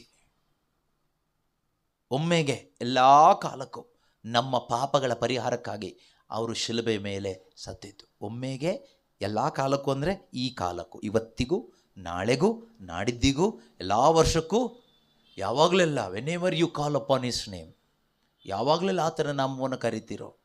ಅಂದರೆ ಇದು ಹಾಗಾದರೆ ನಾವು ಪಾಪ ಮಾಡ್ಬೋದು, ತೊಂದರೆ ಇಲ್ಲ ಅನ್ನೋರಿಗೆ ಅಲ್ಲ, ನಿಮಗೇನು ವರ್ಕೌಟ್ ಆಗಲ್ಲ ತಿಳ್ಕೊಳ್ಳಿ. ಹಾಗಾದ್ರೆ ಪರವಾಗಿಲ್ಲ, ನಾವು ಪಾಪ ಮಾಡಿದ್ರೂ ನಾಮ ಕರೆದ್ರೆ ಪರಿಹಾರ ಇದೆ ಅಂತ ಯಾರಾದರೂ ಮೈಂಡಲ್ಲಿ ಯೋಚನೆ ಮಾಡೋದಾದರೆ ನಿಮಗೆ ನಾಮದಿಂದ ಏನು ಪ್ರಯೋಜನ ಇಲ್ಲ. ಯಾಕೆಂದರೆ ಇದು ಸೈತಾನನ ವಂಚನೆ. ಪಾಪ ಮಾಡಿದವರಿಗೆ ಎನ್ಕರೇಜ್ಮೆಂಟ್ ಕೊಟ್ಟು ಹೇಳ್ತಾ ಇರೋದಲ್ಲ. ಪಾಪ ಮಾಡ್ತಾ ಇದ್ದಂಥ ಒಬ್ಬ ವಿಶ್ವಾಸಿ, ದೇವರ ಮಗನು, ದೇವರ ಮಗಳು ಆ ಒಂದು ಕಂಡೆಮ್ನೇಷನ್ನಲ್ಲಿ, ಆ ಒಂದು ಕೀಳರಿಮೆಯಲ್ಲಿ ಬದುಕದೇ ಇರಲಿಕ್ಕೋಸ್ಕರ ಹೇಳ್ತಾ ಇರ್ತಕ್ಕಂಥ ವಿಶ್ವಾಸದ ಸತ್ಯಗಳಿದು. ಅದಲ್ಲದೆ ಸಿನ್ ಮಾಡಲಿಕ್ಕೆ ಎನ್ಕರೇಜ್ಮೆಂಟ್ ಆಗಿ ನೀವು ತಗೊಳ್ಳೋದಾದರೆ ನಿಮ್ಮನ್ನು ಎತ್ತಲಿಕ್ಕೆ ಇನ್ಯಾವ ನಾಮನೂ ಇರಲ್ಲ, ನೆನ್ಪಿಟ್ಕೊಳ್ಳಿ. This is not encouragement to commit sin, never. Paul ಹೇಳ್ತಾರಲ್ಲ, ದೇವರ ಕೃಪೆ ಹೆಚ್ಚಾಗ್ತಾ ಇದೆ ಅಂತ ಹೇಳ್ಬಿಟ್ಟು ನಾವು ಹಾಗಾದರೆ ಪಾಪ ಮಾಡಿಕೊಂಡೇ ಇರೋಣವೇ? ಏನು ಹೇಳ್ತಾರೆ? ನೋ, ಗಾಡ್ ಫಾರ್ಬಿಡ್, ದೇವರದನ್ನು ತಡೆಯಲಿ ಅಂತ ಹೇಳ್ತಾರಲ್ವಾ. ಕೃಪೆ ಹೆಚ್ಚಾದಷ್ಟು, ಪಾಪ ಹೆಚ್ಚಾದಷ್ಟು ದೇವರ ಕೃಪೆ ಹೆಚ್ಚಾಗುತ್ತೆ ಅಂತ ಹೇಳ್ತಾರೆ. ಹಾಗಾದರೆ ಕೃಪೆ ಹೆಚ್ಚಾಗಲಿಕ್ಕೋಸ್ಕರ ನಾವು ಪಾಪ ಮಾಡ್ತಾ ಇರಬೇಕಾ? ಇಲ್ಲ ಅಲ್ವಾ. ಯೇಸು ನಾಮಕ್ಕೆ ಶಕ್ತಿ ಇದೆ. ಯೇಸು ನಾಮ ಎಂತಹ ಪಾಪಿಯನ್ನು ಕ್ಷಮಿಸುತ್ತೆ, ಯಾವತ್ತೂ ಕ್ಷಮಿಸುತ್ತೆ. ಎಂದೆಂದಿಗೂ ಯೇಸು ನಾಮದಲ್ಲಿ ಕ್ಷಮೆ ಇದೆ ಆತನ ನಾಮ ಸ್ಮರಣೆ ಮಾಡುವಾಗ ಅಂತ ಹೇಳಿ. ಹಾಗಾದರೆ ನಾವು ಕೇಳ್ಬೋದು ಪ್ರಶ್ನೆ, ಹಾಗಾದರೆ ಪಾಪ ಮಾಡ್ಕೊಂಡಿರ್ಬೋದಲ್ವಾ? ಆ ಥರ ಯೋಚನೆ ಮಾಡುವವನೇ ಅದು ಪೈಶಾಚಿಕವಾದ ಆಲೋಚನೆ, ಅದು ಅವಿಶ್ವಾಸದ ಆಲೋಚನೆ. ಅಂಥ ಆಲೋಚನೆ ನಿನ್ನಲ್ಲಿ ಬರ್ತಾ ಇರೋದಾದರೆ ನಿನಗೆ ಮೊದಲನೇದಾಗಿ ಒಂದು ಹೊಸ ಜನ್ಮ ಪಡ್ಕೋಬೇಕು. ನೀನು ಪವಿತ್ರಾತ್ಮನ ಹೊಂದ್ಕೋಬೇಕು. ಪವಿತ್ರಾತ್ಮರು ಇಲ್ಲದೆ ಇರೋದ್ರಿಂದನೇ ನಿನ್ನ ಮೈಂಡಲ್ಲಿ ಆ ರೀತಿ ಆಲೋಚನೆ ಬರ್ತಾ ಇರೋದು. ನಿನ್ನಲ್ಲಿ ಪವಿತ್ರಾತ್ಮರು ಇರೋದಾದರೆ ಖಂಡಿತವಾಗಲೂ ಅಂಥ ಆಲೋಚನೆ ಬರೋದಿಲ್ಲ. ಪವಿತ್ರಾತ್ಮರು ಇಲ್ಲದೆ ಇದ್ದವರಿಗೆ ಅಂಥ ಆಲೋಚನೆ ಬರುತ್ತೆ. ಕೆಲವ್ರು ಹೇಳ್ತಾರಲ್ವ, ಪಾಪ ನೀವಿಷ್ಟು ಆರಾಮಾಗಿ ಪಾಪ ಮಾಡ್ತಿರಲ್ಲ ಯಾಕೆ ಕೇಳಿದರೆ, ಕೆಲವ್ರು ಹೇಳ್ತಾರೆ ಕನ್ಫೆಷನ್ ಇದೆಯಲ್ಲ ಬ್ರದರ್. ಆದರೆ ಕನ್ಫೆಷನ್ ಇರೋದು ಯಾಕೆ ಕೇಳಿದರೆ, ಅವ್ರ ಲೆಕ್ಕ ನಾವು ಪಾಪ ಮಾಡಲಿಕ್ಕೆ ಎನ್ಕರೇಜ್ ಮಾಡೋದು. ನೋ, ಅದಲ್ಲ. ಈಗ ಆಸ್ಪತ್ರೆ ಇದೆಯಲ್ಲ ಅಂತ ಹೇಳ್ಬಿಟ್ಟು ಯಾರಾದರೂ ಆಕ್ಸಿಡೆಂಟ್ ಮಾಡ್ಕೊಳ್ತಾರಾ? ನಿಮ್ಮಲ್ಲಿ ಎಷ್ಟು ಜನ ಆಸ್ಪತ್ರೆ ಇದೆಯಲ್ಲ ಬ್ರದರ್, ಅದಕ್ಕೆ ನಾವು ಆಕ್ಸಿಡೆಂಟ್ ಸರ್ಜರಿ ಮಾಡ್ತಾರೆ, ಪ್ಲಾಸ್ಟಿಕ್ ಸರ್ಜರಿ ಇದೆ, ಅದಕ್ಕೆ ದಿನ ಹೋಗಿ ನಾನು ನನ್ನ ಮುಖವನ್ನೆಲ್ಲ ಒಡ್ಕೊಂಡು ಬರ್ತಾಯಿದ್ದೀನಿ ಅಂತ ಹೇಳುವಂತಹ ಮುಟ್ಟಾಳ್ರು ಯಾರಾದರೂ ಇದ್ದೀರಾ? ಇಲ್ಲ. ದೇವ್ರ ವಿಷಯದಲ್ಲಿ ಮಾತ್ರ ದೇವರಿದ್ದಾರೆ ಬ್ರದರ್, ಕ್ಷಮಿಸ್ತಾರೆ ಅಂತ ಹೇಳಿಬಿಟ್ಟು ನಾವು ಮುಖ ಮೂತಿಯೆಲ್ಲ ಒಡ್ಕೊಂಡು ಬರ್ತೀವಿ. ಎಂಥ ದೈವದ್ರೋಹದ ಆಲೋಚನೆ, ಇಂಥ ಒಂದು ಪೈಶಾಚಿಕವಾದ ಆಲೋಚನೆ ಅದು. ಅದು ಯಾವತ್ತೂ ನಮ್ಮೊಳಗಡೆ ಬರಕೂಡ್ದು, ಬರಬಾರ್ದು ಅಲ್ವಾ? ಓಕೆ, ಸೊ ಇದು ನಮ್ಮೊಳಗಡೆ ಆಳವಾಗಿ ಇಳಿಲಿ. ಯಾವುದು ಗೊತ್ತಾ? ಯೇಸುವಿನ ನಾಮದಲ್ಲಿ ನಾವೇನಾಗಿದ್ದೇವೆ? ಶುದ್ಧರಾಗಿದ್ದೇನೆ. ಹಾಗಾದರೆ ಇಂದು ಕೂಡ ಯೇಸುವಿನ ನಾಮ ಸ್ಮರಣೆ ಮಾಡುವಾಗ ಪಶ್ಚಾತ್ತಾಪ ಪಡುವ ಪಾಪಿ ಯೇಸುವಿನ ನಾಮದಲ್ಲಿ ವಿಶ್ವಾಸ ಇಟ್ಟು ಆತನ ನಾಮವನ್ನು ಕೂಗುವಾಗ ತನ್ನನ್ನೇ ತಾನು ಶುದ್ಧೀಕರಿಸಿಕೊಳ್ಳುತ್ತಾನೆ. ಅದನ್ನೇ ನಾವು 2 ತಿಮೋತಿ 2ನೇ ಅಧ್ಯಾಯದಲ್ಲಿ 21ನೇ ವಾಕ್ಯದಲ್ಲಿ ಓದಿದ್ದು ಅಥವಾ ಪ್ರಶ್ನೆ ಕೇಳಿದ್ದು. ಏನು ಪ್ರಶ್ನೆ? ತನ್ನನ್ನೇ ತಾನು ಹೇಗೆ ಶುದ್ಧೀಕರಿಸ್ಕೊಳ್ಳೋದು, ಪವಿತ್ರೀಕರಿಸ್ಕೊಳ್ಳೋದು. How I can cleanse myself. ನನ್ನನ್ನೇ ನಾನು ಪವಿತ್ರೀಕರಿಸ್ಕೊಳ್ಳೋದು ಹೇಗೆ ಕೇಳಿದರೆ ಹೀಗೆ, ಬೇರೆ ದಾರಿ ಇಲ್ಲ. ಆತನಲ್ಲಿ ವಿಶ್ವಾಸ ಇಟ್ಟು, ಆತನ ನಾಮದಲ್ಲಿ ವಿಶ್ವಾಸ ಇಟ್ಟು ಪಶ್ಚಾತ್ತಾಪದ ಹೃದಯದಿಂದ ಯೇಸುವೇ, Jesus my saviour, my lord ಎಂದು ಹೇಳುವಾಗ ಆ ನಾಮ ನಮ್ಮನ್ನು ಏನು ಮಾಡುತ್ತೆ? ಪವಿತ್ರೀಕರಿಸುತ್ತೆ, ಶುದ್ಧ ಮಾಡುತ್ತೆ. ನಾವು ಪಾವನವಾಗ್ತೀವಿ. ನಮ್ಮ ಈ ಪವಿತ್ರ ಜೀವನ ಮತ್ತೆ ಮುಂದಕ್ಕೆ ಹೋಗುತ್ತೆ. ನಮ್ಮ ಈ ಕ್ರೈಸ್ತ ಜೀವನ ಮತ್ತೆ ಮುಂದಕ್ಕೆ ಹೋಗುತ್ತೆ. ಮಾತ್ರ ಅಲ್ಲ, ಹಾಗೆ ಕಂಟಿನ್ಯೂ ಹೋಗ್ತಾ ಏನಾಗುತ್ತೆ ಅಂತ ವಾಕ್ಯ ಹೇಳಿದೆ, ಅವನು ಉತ್ತಮ ಬಳಕೆಗೆ ಉಪಯೋಗ ಆಗ್ತಾನೆ. ನೋಡಿ, ಅದು ಬೇಕು ನಮಗೆ, ಅದಾಗಬೇಕು. ಅವನು ಉತ್ತಮ ಬಳಕೆಗೆ ಯೋಗ್ಯನಾಗುತ್ತಾನೆ. ಅವನು ಉತ್ತಮ ಬಳಕೆಗೆ ಯೋಗ್ಯನಾಗುತ್ತಾನೆ. ದೇವರ ಸೇವೆಗೆ ಮೀಸಲಾಗುತ್ತಾನೆ. ಯಾರ ಸೇವೆಗೆ? ದೇವರ ಸೇವೆಗೆ, ಯಜಮಾನನ ಸೇವೆಗೆ. ನಮ್ಮ ಯಜಮಾನ ಯಾರು? ಯೇಸು ಸ್ವಾಮಿ ಅಲ್ವಾ, ದೇವರು. ಆ ದೇವರ ಸೇವೆಗೆ ನಾವೇನಾಗ್ತೀವಂತೆ? ಮೀಸಲಾಗುತ್ತೇವೆ. ಅದರ ಅರ್ಥ ಏನು ಗೊತ್ತಾ? ಅದರ ಅರ್ಥ ಸಾಧಾರಣ ಅರ್ಥ ಅಲ್ಲ, ತುಂಬ ದೊಡ್ಡ ಅರ್ಥ ಇದೆ. ಅದರ ಅರ್ಥ ಏನು ಕೇಳಿದರೆ, ನಿನ್ನ ದೇಹದ ಮುಖಾಂತರ ಯೇಸು ಕ್ರಿಸ್ತ ಜೀವಿಸಲಿಕ್ಕೆ ಪ್ರಾರಂಭ ಮಾಡ್ತಾನೆ. ದೇವ್ರ ಸೇವೆ ಅಂದರೆ ಏನು ಗೊತ್ತಾ? ಮೈಕ್ ಹಿಡ್ಕೊಂಡು ಪ್ರಸಂಗ ಮಾಡೋದು ಅಲ್ವೇ ಅಲ್ಲ ದೇವ್ರ ಸೇವೆ. ಒಂದಿಷ್ಟು ಹಾಡುಗಳನ್ನ ಹಾಡ್ಕೊಂಡು ಊರು ಸುತ್ತೋದು ದೇವ್ರ ಸೇವೆ ಅಲ್ಲ. ಒಂದಿಷ್ಟು ಪ್ರಾರ್ಥನೆಗಳು ಮಾಡಿಕೊಂಡು ದೆವ್ವ ಓಡಿಸ್ಕೊಂಡು ಹೋಗೋದು ಅಲ್ಲ, ಅದಲ್ಲ ದೇವ್ರ ಸೇವೆ. ಅದು ದೇವರು ಕೊಟ್ಟ ವರದಾನಗಳನ್ನು ನೀನು ಉಪಯೋಗ ಮಾಡ್ತಾ ಇದೆ. ದೇವರ ಸೇವೆಯಲ್ಲಿ ಒಂದು ಭಾಗ ಅಷ್ಟೇ. ದೇವರ ಸೇವೆಯಲ್ಲಿ ಒಂದು ಭಾಗವಾಗಿ ತೆಗೆದುಕೋಬೋದು, ಒಂದು ಸಣ್ಣ ಪೋರ್ಷನ್ ಅಂತ ತೆಗೆದುಕೋಬೋದು. ಹಾಗಾದ್ರೆ ದೇವ್ರ ಸೇವೆ ಅಂದರೆ ಏನು? ಈಗ ಕೆಲವ್ರ ಮೈಂಡಲ್ಲಿ ದೇವ್ರ ಸೇವೆ ಅಂದರೆ ಏನು ಅಂದರೆ, ಈ ಸ್ಟೇಜ್ ಮೇಲೆ ನೋಡ್ತಾ ಇರುವವರು ಮೈಕು ಕೀಬೋರ್ಡ್ ಹಿಡ್ಕೊಂಡು ಅಥವಾ ಪ್ರವಾದನೆ ಮಾಡ್ತಾ ಇರೋರು, ಏನೋ ದೆವ್ವ ಓಡಿಸೋರು, ಇವರು ದೇವ್ರ ಸೇವಕರು ಅಂತ ಹೇಳ್ತೀವಿ. ಅಲ್ಲ, ಅವರು ಮಾತ್ರ ಅಲ್ಲ, ಎಲ್ಲರಿಗೂ ದೇವ್ರ ಸೇವೆ ಮಾಡಲಿಕ್ಕೆ ಅವಕಾಶ ಇದೆ. ಎಲ್ಲರಿಗೂ ಈ ಕರೆ ಇದೆ. ಕರೆ ಏನು ಗೊತ್ತಾ? ಕ್ರಿಸ್ತನು ನಿನ್ನ ಮುಖಾಂತರ ಜೀವಿಸುವುದೇ ದೇವರ ಸೇವೆ. ದೇವರ ಸೇವೆ ಅಂದ್ರೇನು? ಕ್ರಿಸ್ತನು ನಿನ್ನ ಮುಖಾಂತರ ಜೀವಿಸ್ತಾನೆ. ಆಗ ಕ್ರಿಸ್ತನು ನಿನ್ನ ಮುಖಾಂತರ ಜೀವಿಸುವಾಗ ನೀನು ಯಾರು ಸೇವೆ ಮಾಡ್ತೀಯಾ?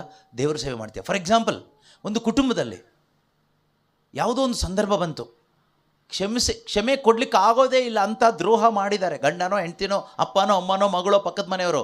ಆಗ ನೀನೇನು ಮಾಡ್ತೀಯ ಗೊತ್ತಾ? ನೀನು ಪೂರ್ತಿ ಆ ಕಡೆ ಕ್ಷಮಿಸ್ಬಿಡ್ತೀಯ. ಅಲ್ಲಿ ನೀನು ಏನು ಮಾಡಿದೆ? ದೇವರ ಸೇವೆ ಮಾಡಿದೆ. ಅಂದರೆ ಕ್ರಿಸ್ತನಿಗೆ ಮಾತ್ರ ಇದು ಮಾಡಲಿಕ್ಕಾಗತ್ತೆ. ಗಂಡ ಹೆಂಡ್ತಿನ ಪ್ರೀತಿಸೋದು ದೊಡ್ಡ ವಿಷಯ ಅಲ್ಲ, ಅಪ್ಪ ಅಮ್ಮ ಮಕ್ಕಳನ್ನ ಪ್ರೀತಿಸೋದು ದೊಡ್ಡ ವಿಷಯ ಅಲ್ಲ, ನಮ್ಮನ್ನು ಪ್ರೀತಿಸೋರನ್ನ ನಾವು ಪ್ರೀತಿ ಮಾಡೋದು ದೊಡ್ಡ ವಿಷಯ ಏನಿಲ್ಲ. ಅದು ದೇವ್ರ ಸೇವೆ ಆಗೋದಿಲ್ಲ, ಅದು ಸಾಧಾರಣ ಆಯಿತು. ಅದು ದೇವ್ರ ಸೇವೆ ಯಾವಾಗ ಆಗೋದು ಗೊತ್ತಾ? ಯಾವಾಗ ನಿನ್ನ ಶತ್ರುವನ್ನು ನೀನು ಪ್ರೀತಿ ಮಾಡ್ತೀಯಲ್ವಾ, ಆಗ ಅದು ಮನುಷ್ಯನಿಗೆ ಮಾಡೋಕ್ಕಾಗೋದಿಲ್ಲ, ಅದು ದೇವರಿಗೆ ಮಾತ್ರ ಮಾಡಲಿಕ್ಕಾಗತ್ತೆ. ಕ್ರಿಸ್ತನು ನಮ್ಮ ಮುಖಾಂತರ ಮಾಡುವ ಸೇವೆಯೇ ದೇವರ ಸೇವೆ. ದೇವರಿಗೆ ಸೇವೆ ಮಾಡಲಿಕ್ಕೆ ನಮಗಾಗಲ್ಲ. ಆದರೆ ಯೇಸು ನಮ್ಮ ಮುಖಾಂತರ ಜೀವಿಸುವಾಗ ನಾವೆಲ್ಲರೂ ದೇವ್ರ ಸೇವೆ ಮಾಡಲಿಕ್ಕಾಗುತ್ತೆ. ಹೆಚ್ಚೆಚ್ಚು ದೇವ್ರ ಸೇವೆ ಮಾಡಬೇಕಾಯ್ತಾ? ನೀವು ಹೆಚ್ಚೆಚ್ಚು ದೇವ್ರ ಸೇವೆ ಮಾಡಬೇಕಾದ್ರೆ ಹೆಚ್ಚು ಹೆಚ್ಚು ನಾವು ಅಳಿಯಬೇಕು, ಆತನು ಬೆಳೆಯಬೇಕು. ಕ್ರಿಸ್ತನು ನಮ್ಮಲ್ಲಿ ಬೆಳೆದಷ್ಟು ನಾವು ಹೆಚ್ಚಾಗಿ ಪಿತನ ಸೇವೆ ಮಾಡಲಿಕ್ಕೆ ಸಾಧ್ಯ ಆಗುತ್ತೆ. ಇನ್ನೊಂದು, ಪಿತನಿಗೆ ಮೆಚ್ಚುಗೆ ಆಗುವ ಸೇವೆ ಪುತ್ರನ ಸೇವೆ ಮಾತ್ರನೇ. God is pleased with the ministry of his son. ಪುತ್ರನ ಸೇವೆ ಮಾತ್ರನೇ ಪಿತನಿಗೆ ಇಷ್ಟವಾಗೋದು. ಈಗ ಪುತ್ರ ಸೇವೆ ಮಾಡೋದು ಯಾರ ಮುಖಾಂತರ? ನಮ್ಮೊಬ್ಬೊಬ್ಬರ ಮುಖಾಂತರ. ಅದರಿಂದನೇ ವಾಕ್ಯ ಹೇಳುತ್ತೆ, ಈಗ ನೀವು ಎಲ್ಲರೂ ಪವಿತ್ರಾತ್ಮ ಇರುವವರು ಯಾರೆಲ್ಲ ಇದ್ದೀರಲ್ವಾ, ನೀವೀಗ ದೇವರ ಸೇವಕರು. ಆಯ್ತಾ? ನೀವೀಗ ಯಾರು? ದೇವರ ಸೇವಕರು. ಅದಕ್ಕೆ ಹೇಳಿದ್ದು, ನನ್ನ ಹೆಸರಿನಲ್ಲಿ ಒಂದು ಲೋಟ ನೀರು ಕೊಟ್ಟರು ಕೂಡ ಸೇವೆ ಮಾಡ್ದಂಗೆ ಆಯಿತು. ಮೈಕ್ ಹಿಡಿಯೋದು ಬೇಕಾಗಿಲ್ಲ, ಅದೊಂದು ವಂಚನೆ. ಮೈಕ್ ಹಿಡಿದ್ರೇ ದೇವ್ರ ಸೇವೆ ಅನ್ನೋದೊಂದು ವಂಚನೆ. ಕೆಲವು ಟೈಮ್ ಮೈಕ್ ಹಿಡ್ಕೊಂಡು ದೇವ್ರ ಸೇವೆ ಮಾಡೋಕ್ಕಾಗಲ್ಲ. ಮೈಕ್ ಹಿಡ್ಕೊಂಡು ನಾವು ನಮ್ಮದೇ ಸೇವೆ ಮಾಡಿಬಿಡ್ತೀವಿ ಕೆಲವು ಟೈಮ್, ಅಥವಾ ಬೇರೆಯವ್ರ ಸೇವೆ ಮಾಡಿಬಿಡ್ತೀವಿ. ದೇವರ ಸೇವೆ ಮಾಡಲಿಕ್ಕೆ ಒಂದು ಒಳ್ಳೆಯ ವೆಸಲ್ ಆಗಬೇಕು. ನಾವು ಒಂದು ಒಳ್ಳೆಯ ಪಾತ್ರೆ ನಾವು ಆಗಬೇಕು. ಕೀಳುತನದಿಂದ ನಮ್ಮನ್ನೇ ನಾವು ಶುದ್ಧೀಕರಿಸ್ಕೊಂಡಾಗ ನಾವು ದೇವರು ಮೆಚ್ಚುವಂತಹ ಸೇವಕರಾಗ್ತೀವಿ, ದೇವರ ಸೇವೆಗೆ ಉಪಯುಕ್ತವಾಗ್ತೀವಿ. ಅಂಥ ಒಂದು ಒಳ್ಳೆಯ ಪಾತ್ರೆಗಳು ನಾವೊಬ್ಬೊಬ್ಬರು ಆಗ್ತೀವಿ. ಈ ನಮ್ಮನ್ನು ಒಳ್ಳೆಯ ಪಾತ್ರೆಗಳನ್ನಾಗಿ ಪರಿವರ್ತನೆ ಮಾಡುವುದೇ ಯೇಸುವಿನ ನಾಮ.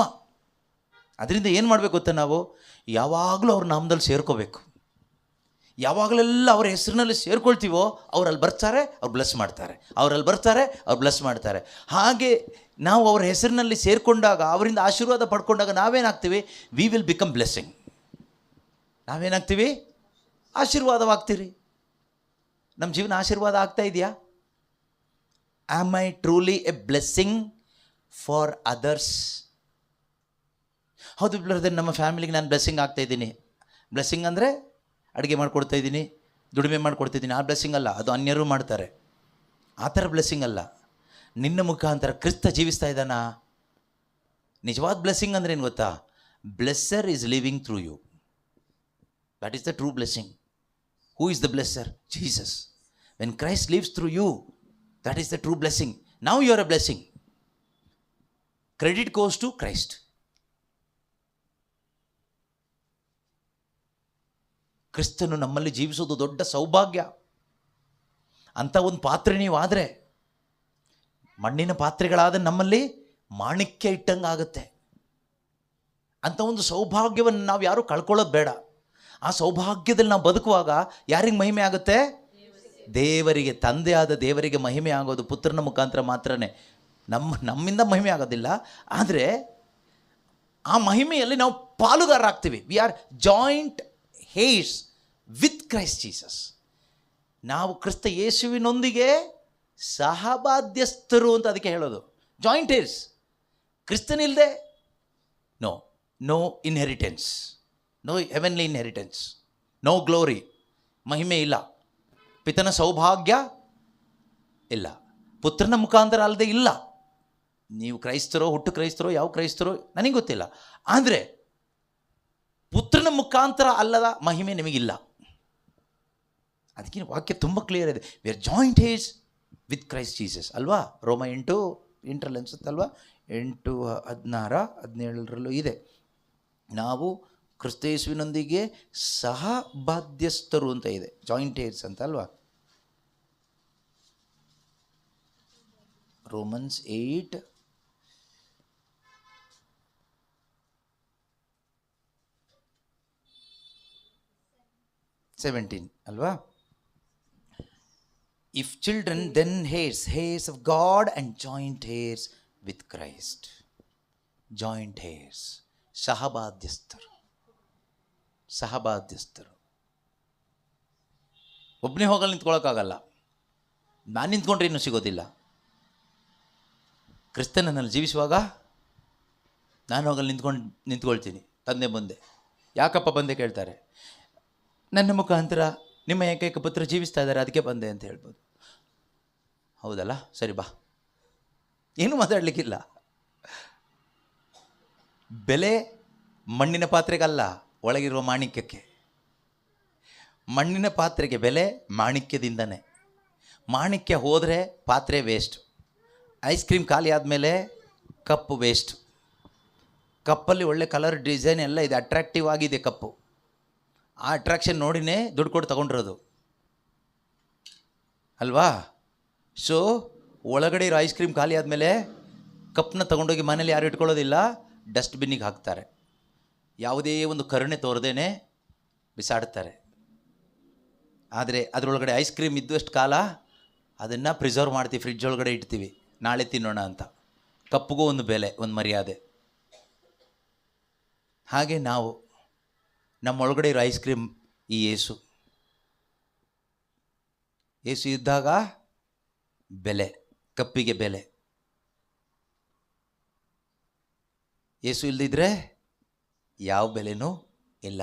ಸ್ವರ್ಗದಲ್ಲಿ ನಮಗೆ ಬೆಲೆ ಇದೆಯಾ ಇವತ್ತು ಕೇಳಿದರೆ ಇದೆ. ಕಾರಣ ಏನು? Ice cream. ಯೇಸು ನಮ್ಮೊಳಗಡೆ ನಮ್ಮ ಮುಖಾಂತರ ಜೀವಿಸ್ತಾ ಇದ್ದಾರೆ. ಯೇಸು ನಮ್ಮಲ್ಲಿ ನಮ್ಮ ಮುಖಾಂತರ ಜೀವಿಸ್ತಾ ಇದ್ದಾರೆ. ಈಗ ನಾವೇನು ಮಾಡಬೇಕು ಗೊತ್ತಾ?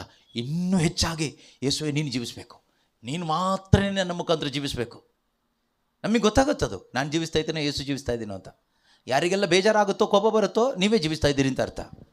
ಯಾರಿಗೆ ಏನೇ ಆದರೂ, ಏನೇ ಹೇಳಿದ್ರು, ಏನೇ ಮಾಡಿದ್ರು ನಿಮಗೆ ಕೋಪನೂ ಬರ್ತಾ ಇಲ್ಲ, ಬೇಜಾರು ಆಗ್ತಾಯಿಲ್ಲ, ನಾರ್ಮಲ್ ಆಗಿದ್ದೀರಿ, ಒಂಥರ ಹುಚ್ಚಿರ್ತಾರ, ಸುಮ್ಮನೆ ಕಲ್ಲು ಬಂಡೆ ಥರ ಇದ್ದೀರಿ ಸಂತೋಷವಾಗಿ ಅಂದರೆ ಯೇಸು ಜೀವಿಸ್ತಾ ಇದ್ದಾರೆ ಅಂತ ಅರ್ಥ. ಈಗ ನಾವು ಪರೀಕ್ಷೆ ಮಾಡೋಣ, ನನ್ನಲ್ಲಿ ಯಾರು ಜೀವಿಸ್ತಾ ಇದ್ದಾರೆ ಹೆಚ್ಚಾಗಿ?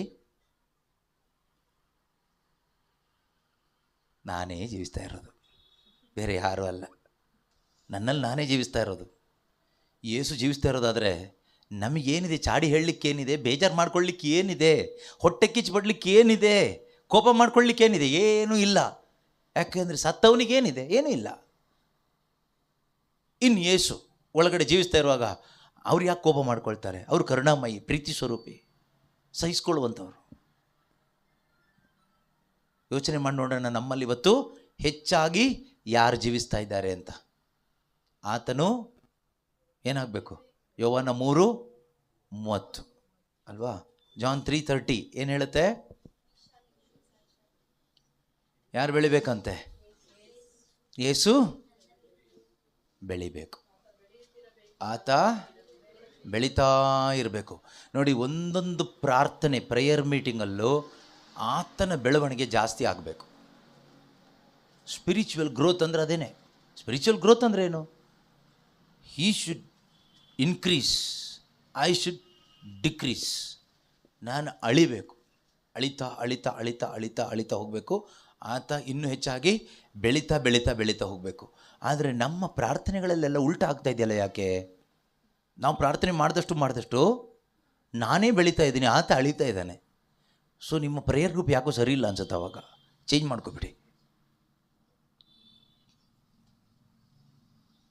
ಯಾವುದಾದ್ರೂ ಪ್ರೇಯರ್ ಗ್ರೂಪಲ್ಲಿ ನೀವು ಎಲ್ಲೇ ಇರಿ, ಯಾವುದಾದ್ರೂ ಪ್ರೇಯರ್ ಗ್ರೂಪಲ್ಲಿರಿ, ಅಲ್ಲಿ ಇದ್ದಷ್ಟು ನಿಮಗೆ ಹೊಟ್ಟೆ ಕಿಚ್ಚುಪಡೋದು ಜಾಸ್ತಿ ಆಗ್ತಾಯಿದ್ರೆ, ಬೇಜಾರು ಜಾಸ್ತಿ ಆಗ್ತಾಯಿದ್ರೆ, ಕಿರುಕುಳ ಜಾಸ್ತಿ ಆಗ್ತಾಯಿದ್ರೆ, ನಿಮಗೆ ಸಹಿಸ್ಕೊಳ್ಳಿಕ್ಕೆ ಆಗ್ತಾ ಇಲ್ಲ ಅಂದರೆ ಆ ಜಾಗನೇ ಬಿಟ್ಬಿಡಿ.